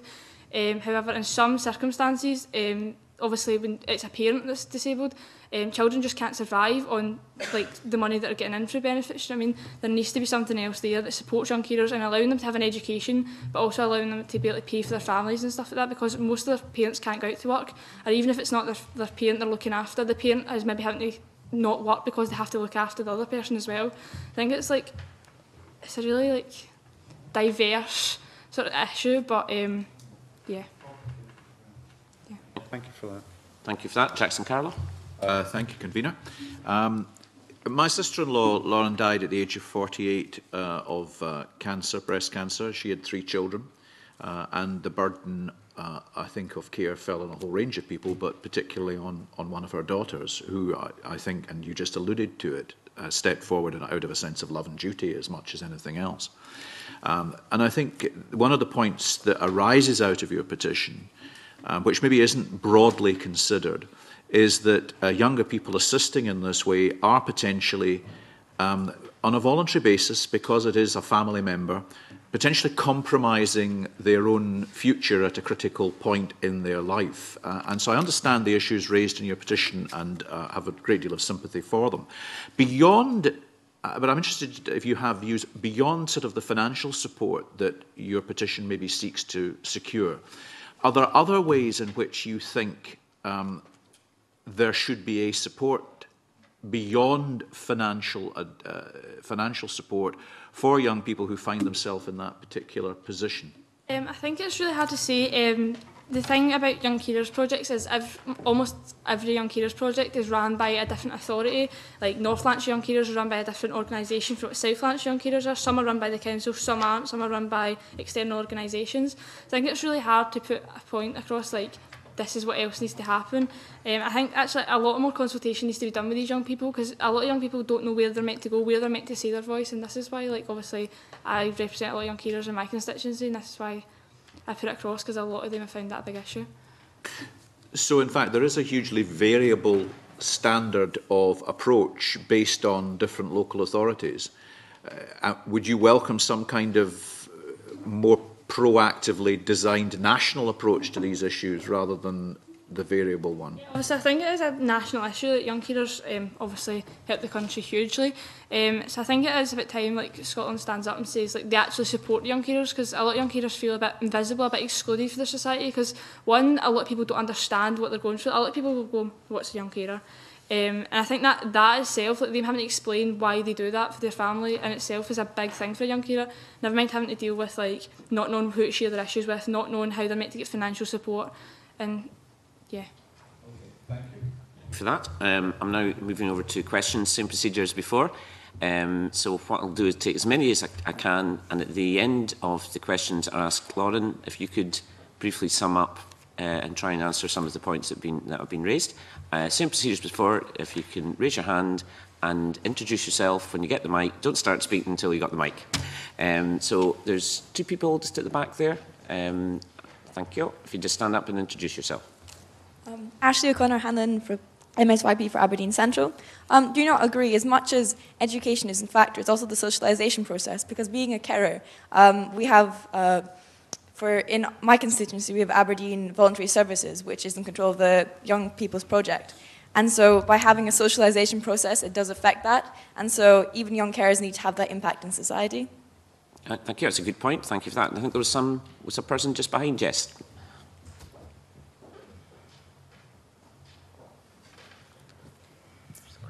Shan Hughes, MSYP for Scottish Epilepsy Initiative. I actually totally agree with this campaign, but I'd actually like to know how to be assessed, money aside. My sister is a carer, and so am I, but she doesn't have to miss education, but I worry about our social aspects. So would it be assessed on income or on disability? Thank you for that. I'll go to my right. Yes. Kelly Temple, Edinburgh, Northern and Leith. Yes, that's right, isn't it? Just one of the things in terms of the questions that came up about how much money then would you be looking to give to young carers and student carers. Currently, with the unpaid carers allowance, if you look at the carers who care for more than 50 hours a week, the equivalent that the unpaid carers allowance gives them is actually £1.70 an hour. And that's how much young carers who provide over 50 hours a week are currently getting, equivalent with the unpaid carers allowance, which they then lose when they go into full-time education. And so that's just giving you an idea of the scale of the problem in terms of what young carers and student carers are facing. So this is just an off-the-top-of-my-head proposal that surely what should be taken into consideration, that considering £1.70 an hour is absolutely disgraceful to consider someone to live on that. Surely there should be a consideration that at least the equivalent of what we'd consider the minimum or living wage could be a proposal that was taken forward, potentially not even good enough, but at the same time, considering £1.70 per hour is actually what currently carers who provide more than 50 hours of care are receiving. Not only is it important that the gap between someone going into education and the interaction with their benefits needs to be addressed and funded, but actually that needs to be above at least the minimum wage, because £1.70 an hour is just not good enough. Thank you for that. Yes. Nair MacDonald for North Ayrshire. It's just a point. We spoke to a young carers group in North Ayrshire, and the thing they said is an unpaid carers allowance would be the difference between them not having a childhood and having a childhood, not having a social life and having a social life. So surely giving a young carer the opportunity to have a social life, to be able to go out with their friends, is something that we seriously need to address. Thank you for that. Further questions? If you just raise your hand. Yes, Cal. Yep. Thank you, Cal Thornton, Glasgow Southside. I just wanted to, raise that I was actually told recently that at parts of my life I would have qualified as a young carer, it's something that I never took into any great account, you know, through those experiences. And I think it highlights, you know, the point that Jackson was getting at, that there are other aspects, especially around, you know, also letting people know that they're young carers and there's this kind of support around them. And, you know, I think also what Chick mentioned around the reforms in health and social care, it's worth saying that I've never seen any consultation with young people on any of these reforms. And in my own local authority, public sector reforms in Glasgow City have actually meant that the City Council officers have decided to remove young people from planning bodies and, you know, from public, you know, areas as community representatives. And, you know, it's just a point in general, in terms of young carers, in terms of young people, public sector reform is at times acting against those voices. I think in terms of a carers petition, we also need to look at making sure that young carers aren't lost in those sort of general voices in Scotland. Thank you. Rachel McCally. It's important that young carers are identified. Now, I'm the MSYP for East Kilbride, which is in South Lanarkshire, which has done quite a lot of work with North Lanarkshire together. And this is something that they've spoken to all the young carers. We have quite a lot, and our services are quite good in North and South Lanarkshire with the young carers. And one thing they brought up was the fact that when you go to school and you do get EMA, if you're off for ill purposes and you're sick, you can take in a sick note and still be paid your EMA. But if you're a young carer, you can't take in a young carer's note and say, I'm off because of this, and they won't get paid. So you need to think about that as well with the schools and how you can communicate properly with the schools. I think that's a big problem as well. That's a good point. Thanks for that. I have time for a couple more. Could you just again raise your hand? Yes, person to step.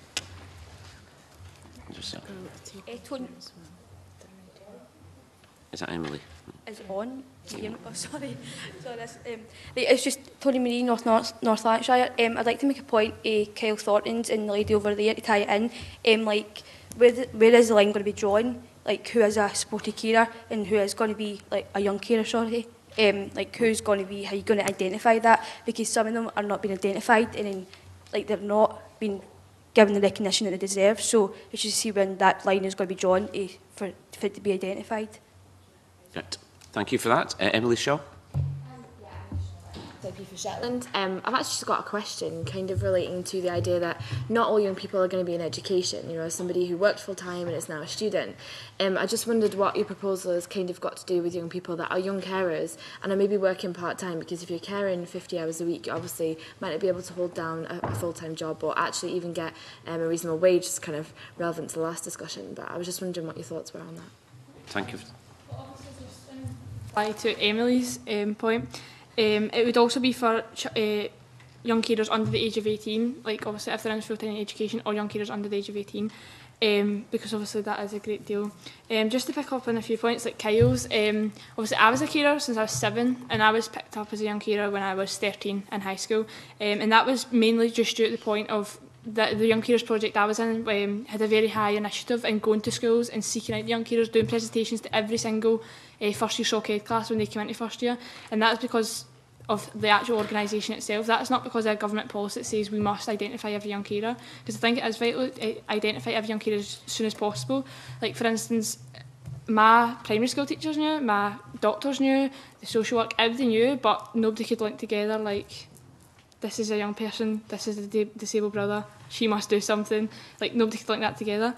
So obviously I empathise with Kyle's point and like getting recognised sooner and as quick as possible so you can get the most support as quick as you can is obviously vital.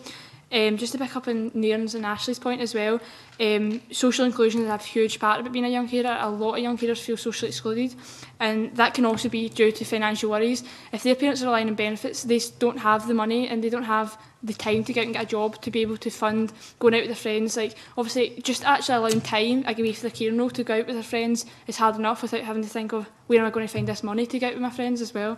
So I think it's just about making life a wee bit easier for a young carer, because obviously they do save the government like billions every year. Thank you for that, Lauren. That was very good timing. Now it's over to the committee to decide the next steps. It's the same sort of procedures as the previous petitions. Clearly it's one we need to look and do further investigation. I would certainly recommend that the Scottish Government COSLA and the Scottish Young Carers Services Alliance would seem sensible next steps. But can I ask my colleagues of views? Yeah, Chick? While it's fine to write to COSLA, I keep using this thing about drilling down and getting to what is actually happening. So it might well be worthwhile writing to each of the councils, asking for a Timaeus reply to see exactly what on earth they are doing. Because we just heard differences between the Lanarkshires, for example. Yes, thank you for that. Anne McTaggart? Yeah, and also asking the Scottish Government to evaluate what they have said. I mean, that may well be sitting there and we don't know. Just to look at the evaluation to see what they had said they were going to do, but also for some of the Prince's Trust carers, the young carers, to be included within this as well for some advice. Thank you for that. Other colleagues or any other further suggestions? Are members of the committee then agreeable that we will continue this petition and pursue the organisations that we've just referred to? Thank you. Lauren, can I thank you again? I know it's intimidating coming along to the Scottish Parliament and giving presentations, but thanks for your presentation and for answering the questions so well. And we'll keep you up to date with how the petition is going. And again, like the other colleagues, please stay on until we finish at 12 and so we can hear Andrew's contribution. Thank you for that. So the agenda item 2 is consideration of current petitions, and that's PE 1367 by Andrew Deans on behalf of the Scottish Youth Parliament on banning mosquito devices. Members have a note and further submissions. We've obviously worked very hard with this, and Andrew has been before us before. I think we've had a very high profile about this appalling device. But Andrew, would you kick off and give us a quick summary of where we're at for members that perhaps are not familiar with this issue? Yeah, thank you. Can I just open by saying how pleased I am that we're having more petitions from the Scottish Youth Parliament coming forward, and that if the committee do put as much effort into these ones as they have with this petition, then we'll all be very grateful for that. I'm grateful for the committee at the meeting on the 19th of February for agreeing to defer this petition to allow us to collate some extra evidence. The reason that I'm so keen to do this, and the reason that I'm so keen, as I mentioned in correspondence, to get the Minister back to look at that evidence is because, though, of course, I accept that the Minister is entitled to make the decision not to take any action, I really felt that the reasons that she gave for doing so when she addressed this committee did not stand up to scrutiny and would not stand up to just, a very quick search of evidence. I picked out 3 reasons that she gave. The first was a perceived lack of interest amongst young people. She mentioned the fact that no young people in her constituency had got in touch with her about this issue. Now, one might have suspected that the fact that a national organisation which democratically represents young people was sponsoring the petition and that it was part of our manifesto, which was the result of extensive consultation with young people, you might have thought that would have been enough, but in any case, I do believe, I'm not sure, I'm looking over at my colleague who represents the same constituency as Rosanna Cunningham, who was indeed quite upset, I believe, that the implication was made that young people in that constituency weren't interested. And I'm not sure if she has received correspondence yet, or if there is correspondence which will at some point be on the way. But I'm glad to tell the committee that that situation will be addressed. In addition, we launched a survey, an online survey on Wednesday this week to get more information from young people, which also might include some information on where these devices are. The second reason was there was an assertion that the Minister didn't believe that the Mosquito was in contravention of the European Convention on Human Rights. Now, although I do understand she has a legal background, she did admit then that that was not based on any specific legal advice that she had sought. And indeed, since then, we've done a bit of a look at that particular issue, and we've already found some fairly good evidence which is actually based on legal advice which suggests that the mosquito device contravenes the European Convention on Human Rights in a number of articles, and there are a number of articles that are engaged.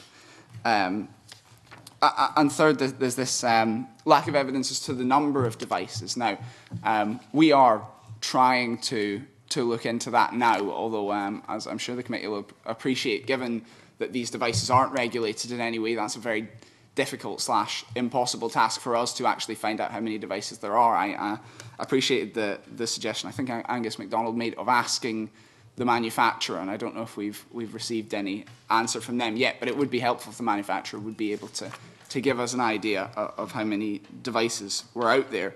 There was, I think Jackson Carlow made the point that we're sort of 2.5 years down the line, and why has this information, why have we not collated this information about the number of devices up until now? Well, I think the answer to that is that firstly, that it was never part of our argument that, you know, the number of devices, and Adam Ingram touched on this, the number of devices that are in use never formed part of our argument. Our argument is not there are quite a few of these and that's why they're a problem. Our argument is that these are not illegal, and that's the problem. I think Adam Ingram described it as principle over practice. The very idea that these devices are still legal and that any private individual in Scotland can go ahead and buy one is the problem for us.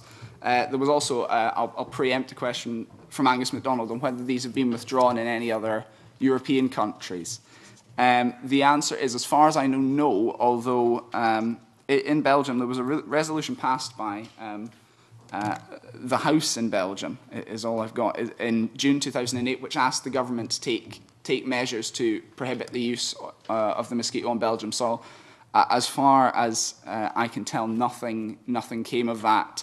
And the only other thing I could find for you, that there was one tribunal in France which awarded €2,000 of compensation to people who lived near a private individual who had deployed a mosquito device. But as far as I know, there's been no bans, although I suspect, given that the manufacturer is in Wales, if there was going to be a problem in any country, it's more likely to be here, and we probably have an opportunity to lead the way on that. But I'm happy to answer any of the questions. Thank you again, Andrew, for your comprehensive report to us. We've done a little bit of research ourselves since we last met, and the clerk tells me that there was around 100 of these devices purchased by police and councils in the initial years between 2006 and 2008. So hopefully we've got some intelligence for you on that point. You recall it was, I think, myself that asked the Minister about the legal advice. And my point, for those of you who weren't at the meeting, was what specific legal advice has the Minister taken to confirm whether the Scottish Government has a legal competence on this issue and whether it's a breach of ECHR.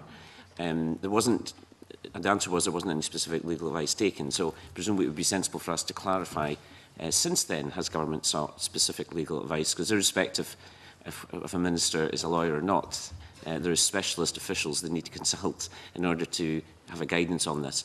And certainly, in fairness, looking at the material from when Fergus Ewing was the minister, I mean, he was very clear that in his opposition to this particular issue. So I think there's issues around what's the legal competence, is there a breach of ECHR, and I know that certainly the Young People's Commissioner has done a lot of good work on this particular issue. And I suppose before I throw open to questions, just to get some advice from you, Andrew, do you still want more time to do some more investigation before we then pursue it in terms of perhaps inviting the Minister in, or are you ready at this stage for us to take this away? Given that we opened up the survey just this week, we would look to have all the evidence, including the human rights evidence, the evidence from young people, and also a collation of evidence from both bodies that are responsible for sort of tackling antisocial behaviour, including the police who have obviously responded to this before, and other children's charities and bodies like that. We would hope to have all that by the end of March, so I don't know what the committee wants to do, whether they would hold off to the end of March, look at that and then decide whether to call the Minister back in or what. But by the end of March is the timescale we're looking at for collecting it all together. Yeah. Could I just clarify the numbers point that I made earlier? The figure was 100, and that was over and above what councils and police themselves have obviously purchased. So that's as far as we can get on the detail of that. Is that within Scotland? Yes. So yes. That by private individuals? And that was 2006 to 2008. That's the figures we got from the manufacturers. Okay. Okay. And what I'll do at the end of the point, what I'll do is actually read the official points that we have, so it's in the record for clarity. Thank you. Now, can I throw it into my questions? Chick Brodie. Yes, I share Fergus Ewing's position. I don't know what kind of society we're building, but we don't need these things. I just wonder, in attacking this from a different angle, have there been any complaints, and this is thinking outside the box, any complaints regarding health and safety in the application of these devices? The health protection issue was one of the things that we have considered during during this petition's lifespan, considerable lifespan. it was a route. It's a route that I'd rather not go down, because because for us the issue has always been this rights issue, and the issue that these devices should just have no place. The health issues were not. Andrew, but we've been at this for 2 years. You know, there's a time when you say, right, I've got to, you know, perhaps go down another route. Well, we did look at that route, but I don't think it was any more promising. I think that the best opportunity for us is if the Scottish Government decided that they wanted to ban these because they feel that they're not appropriate for Scotland. I think you might know that I'm the member of the committee who has moved to close this petition. I think the whole thing's barking mad. The Minister's argument actually was that we spent time in this Parliament banning fur farms when there were no fur farms to ban. What evidence do you have that one of these units is currently being used or deployed in Scotland today? Two types of evidence. The first is the evidence that David Stewart has given there. That was the evidence of acquisition. What evidence do you have that one of these units is being deployed somewhere in Scotland today? Well, okay, 2 points on that. I think the acquisition of I think the acquisition of over 100 of these points to the fact that there is bound to be at least one of these in use today. Secondly, there is anecdotal evidence that these are in use today. And thirdly, we are looking as part of the survey to find examples of these devices. The petition has been open for 2 years. If the petition's been open for 2 years, why has no one come forward to us with evidence of one of these units being in operation anywhere in Scotland today? Because that's not that. Well, essentially, because the minister is the person who is interested in that evidence, who feels that evidence is particularly necessary. We have, the anecdotal evidence that these are in use. We have the evidence that these have been acquired, and for us, that is more than enough. It's only because the Scottish Government have now come back and said that they don't feel that that's enough for them to go on, that we're now looking to get that information to essentially satisfy the evidence that they want before they... The issue is not whether we think these units are desirable. I think we are all agreed that they are not. Clearly, they were a fashionable accessory at the point they were introduced. I think public opinion and the opinion of all manner of other organisations, representative organisations, elected councils, has been hostile to their deployment. I don't believe there is any evidence that they're currently being deployed today. And this is not just an issue of principles, although I understand and respect the basis underpinning your petition. This is a Parliament, and practical considerations have to come in too. If we are going to detain Parliament with legislation, it should be legislation which is based on there being an identifiable requirement. And if these units are not actually being used, what is the identifiable requirement for Parliament to actually progress legislation banning something that there is no evidence of currently being in use? Well, we are searching for the evidence and searching for the Mosquito devices that are currently in use, although there is also, on top of that, an issue which this was part of our look into the human rights element. And it's based on advice that the Equality and Human Rights Commission gave to Tim Lawton when he was Children's Minister, and this is based on legal advice. And their position was that the Mosquito device contravenes several of the articles of the ECHR, and that in failing to act, a government would be in breach of its positive obligation to safeguard human rights, So all governments across the world then are in breach of that?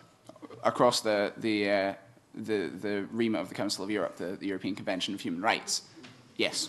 Are all in breach of it? In their opinion, yes. So every country should be passing legislation to ban something that's not actually being deployed? Well, I think it's just preposterous. It is actually being... In the event one of these units was deployed, surely the objective is to have it removed.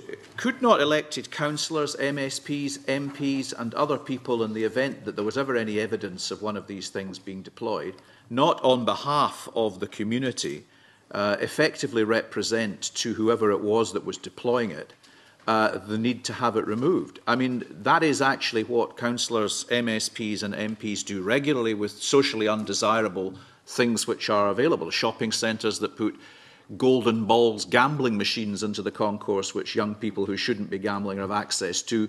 MPs, MSPs, councillors make representations, these things are removed.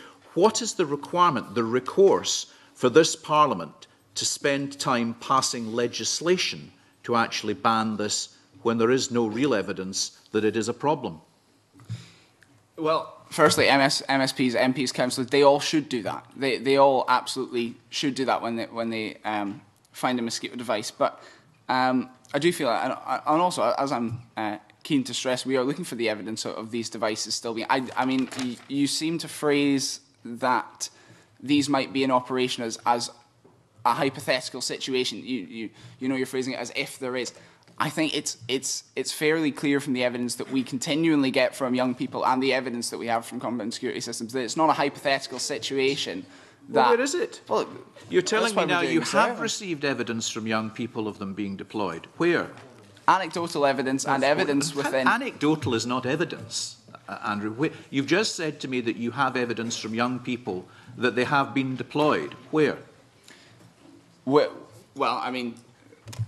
For everyone who is involved in this, having spoken to young people, would be in no doubt that these are being deployed. I mean, I appreciate the point you're making, but and at the end of the day, my feeling, and it has always been on this, is it should not be, if we're trying to create, as the Scottish Government are keen to do, the best place for children and young people to grow up in Scotland, it should not be left to individual councillors, MPs, MSPs to tackle human rights abuses on an ad hoc basis. That's as long as these devices are legal, and as long as we know that people in Scotland are able to buy them and are buying them, then that is simply not simply does not go along with that view of Scotland. I'm a little bit tight for time, so this is interesting and a useful dialogue, but I'm just conscious to bring other members in as well. If I understand it though, Andrew, what you're basically saying is you require a little bit more time. You talked about the end of March, and we're just into March, so that you can prepare more evidence to give back to our committee, so then we can be in a better position to look at the next steps. And the general point we make, and Jackson Carroll makes a fair point, is obviously we do also look at trying to have some throughput of petitions, so petitions aren't hanging around for long periods of time, because that's only fair to new petitioners, so there's physical space or there's space and time in the committee. So, I mean, obviously, part of my job as well is to try and manage that. So I think it's reasonable to allow you to have the time to give us more evidence so that we can look at this again. And the committee always looks carefully at the length of time that petitions have taken. And so I think that's just to make one quick point on that. I'm keen to bring in members of the Youth Parliament. Does any other members of the committee want a quick point? Angus MacDonald. Thanks, Convener. Can I thank Andrew for preempting my questions earlier, and I certainly appreciate the research that he's done, particularly with regard to Belgium and France. Now, Jackson Carlow is assuming that none of these devices are being deployed, and it begs the question, where is his proof, to be fair? We should... Oh, I've asked for the evidence. We should give the... I believe we should give the petitioners the opportunity to identify examples of where these devices are being used, and we should certainly continue the petition. Thank you. And just before I throw up to questions, can I just put on record the paragraph about the number of devices, because I think it wasn't probably clear enough earlier. I'm just quoting from the clerk's report from the 1st of March for today, and that's item number 3. And I'm quoting this: as sales tend to be through installers or resellers, as sales tend to be through installers or resellers, information on the number of devices sold for use in Scotland is not available. The manufacturer expects the figure to be around 100, excluding what police and local authorities may have bought between 2006 and 2008. So hopefully that clarifies the point I was making about numbers. As you can see, it is quite difficult to be explicit here. Check, Brodie? Just very quickly on that. I mean, the dilemma I face, and listening to Jackson's, why would it, if these weren't being used, if people's not buying them, so why is the manufacturer continue to produce them? Of course they're being used. Thank you for that. And I'd like to throw open to questions, and as usual, Andrew, I will allow as many questioners as we can. We've got first of hands, and at the end of the questions, if you would, Andrew, if you could summarise perhaps some of the answers, and then I'll ask the committee to look at next steps. Can I start with Rachel McCally? You're asking for evidence. For one, it's not our fault you can't hear it, and we can, right? But we have...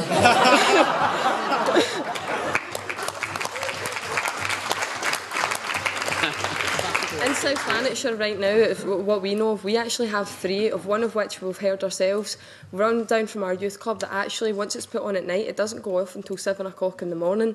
Now, we've continuously went to this seller and said to them, you know, would you be able to take this out of the shop? And they're refusing. So you're saying, you know, it's up to the local like MSPs and stuff to try and get them out. And we've got one in our Spar as well, in East Kilbride, and they won't take it out either. So there's your evidence there. There's 3 in our area. In which case, submit those names and addresses to this committee. We've submitted everything to Andrew this week. So well, you haven't submitted them. Okay, not to you yourself. Can I ask but that to colours go Andrew? through the conveners, just that we're not having a dialogue? Okay. Thank you, Rachel. I think Grant Costello also wants to say a brief comment on this. I'll be quite brief because there's a lot of other people that want to speak. We don't just ban things just because they're not in use. We ban things because they should be illegal and that they're wrong to have. And you mentioned that this is a parliament. You're quite right. This is a parliament that's elected to carry out the will of the people.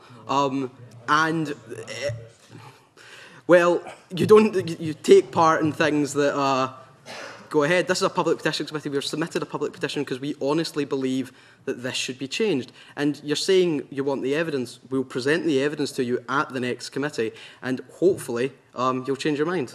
Thank you for that. The person in the front row with the red top. Scott Lamond, Coatbridge and Christen. I'd just like to touch on a point where they were saying there might be 100 in Scotland. Regardless if there's 1 or 100 or 1,000, the Scottish Youth Parliament and the Scottish Parliament should fight for a fairer future for Scotland. So if that was going to be a racial group or an elderly group, it would be an international outcry. Because it's young people, it's been overlooked. In the future, this is things that we have to progress, and we are starting now. Thank you for that. And I can just see a hand at the second pass. Yes, thank you. Ashley O'Connor-Hanlon, MSYP for Aberdeen Central. I'd also like to highlight, as although these devices have been deployed, there's also social media, such as iPhones and stuff, that actually use the Mosquito device. And so people in schools use it for a joke, but still it's an issue. Yeah. Yes, that I don't remember at all heard that. I actually experienced that. A friend who had a new iPhone was able to play back the sound that Mosquito devices does, and all the young people in my company heard it, and of course the adults didn't. And so that can replicate the noise of a Mosquito device in a modern iPhone. Okay, I'll try this side. Person in front row. An iPhone completely. Sarah Turner for YMCA. This Mosquito device is like only the young people hear it, but like it's not always young people that have the antisocial behaviour in the areas that it's put. So why do you have this device which only young people can hear when it's not always young people that are actually doing the problems? Thank you for that. Again, keep your hand up if you want to speak. There was a forest a minute ago, it's all gone, right? The person is at the back row, just to my right. How are we for time? We're just on the wire, are we? MSYP for Murray. You're saying that it's going to be a waste of time putting this legislation through, but surely it's more of a waste of time having to leave it to every individual constituency to deal with this issue by themselves. And also, I don't know if you've ever experienced how unpleasant it is, but in Union Square in Aberdeen, which is a new shopping centre, they have one in there. And when I was going through the train station, it's actually so unpleasant. You have to put your hands over your ears because it causes so much discomfort to your hearing and it disrupts your day. And it really is, it's an age discrimination issue. Right. Thank you for that. And person to my right, just in the front row.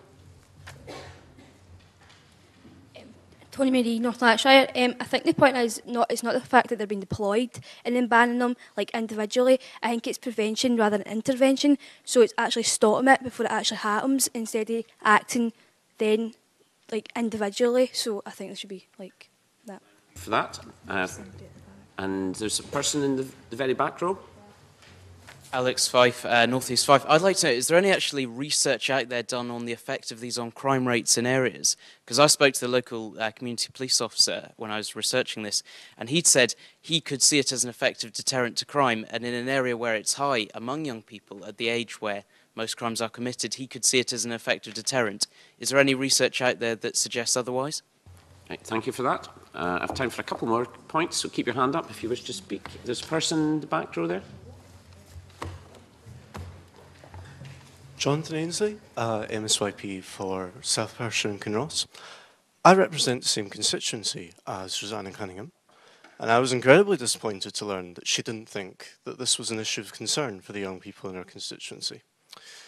Not only am I yet to meet a young person who isn't horrified by the notion of these devices being used in their community, I have in fact had conversations with at least 2 separate young people who have experienced them and were horrified that these devices are being allowed. I look forward to following up on those conversations to contribute to the kind of quantitative evidence that will be presented to this committee at the next session. But I don't think it's an argument that can be presented by the government that this isn't an issue of concern of young people. Thank you very much. And I'll be generous and allow another couple. Never let it be said we're not having people in. Can you raise your hand, including those in the front table there as well? Raise your hand if you... Yeah, so there's a person back row there, and then on person in the front. Right. Hello, Alex Griffiths, MSYP for Murray. Actually, even the Mosquito device isn't necessary. I can't remember, I've just been racking my brains as to where it was, but there's a shop where they just play Elvis Costello music and old-fashioned music, which the young people don't like either, and it keeps them away. Thank you. So I think that's a petition to ban Elvis Costello. Right. Okay. Right. Okay, so there was the person in the front. Right. This is Elvis Costello, not Graham. Caitlin McDowell, MSYP for Galloway and Western Fisher. I think the problem for me is these devices allow a stigma to be attached for young people. You know, these devices are just to target young people. They're not to target anybody else, which is creating a stigma in society. That. And is there anyone who wants a final question before we wind up? Because our time is coming to an end, I'm afraid. I will allow one more question. So who wants to have the last question? The lady at the front.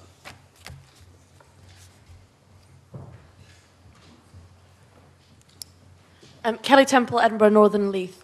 So my question, I suppose, to the committee is that given the evidence which has been given today and all the work that Andrew's done on this over the last couple of years, is it not time that the committee and then, ergo, the Scottish Government, Parliament, show some leadership on saying that it's not good enough, and actually that's kind of what we would like to see is it not time that some leadership is shown in saying it's not good enough and we're going to take preemptive action to prevent it happening?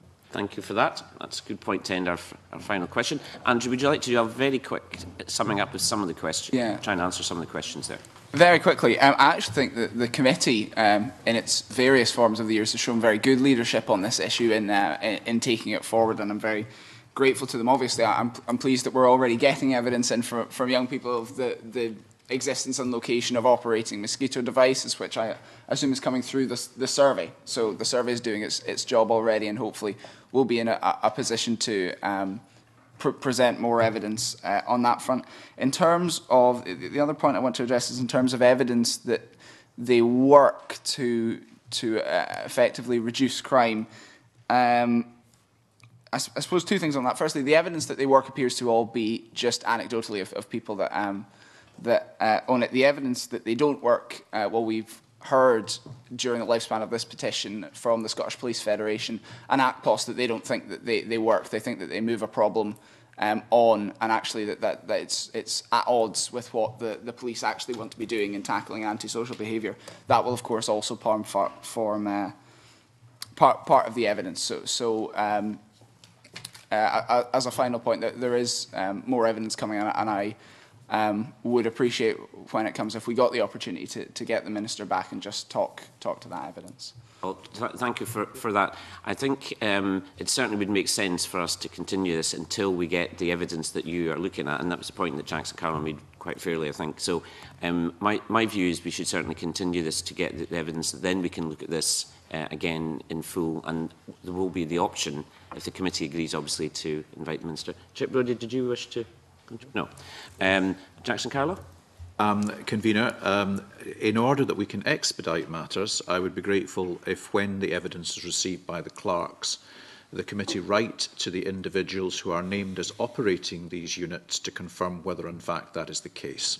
And that would facilitate our debate of these. I certainly would not wish to have the Minister come before us on the basis of evidence that proved not to be substantiated. Yes. Yeah, and I mean, it's a reasonable point. We'll certainly do as much as we can, as quickly as we can. Can I thank Andrew Deans again? I mean, I think your presentation, again, was very helpful. And I think you had some hardball questions, which is totally legitimate because the committee likes to get to the bottom of all these issues.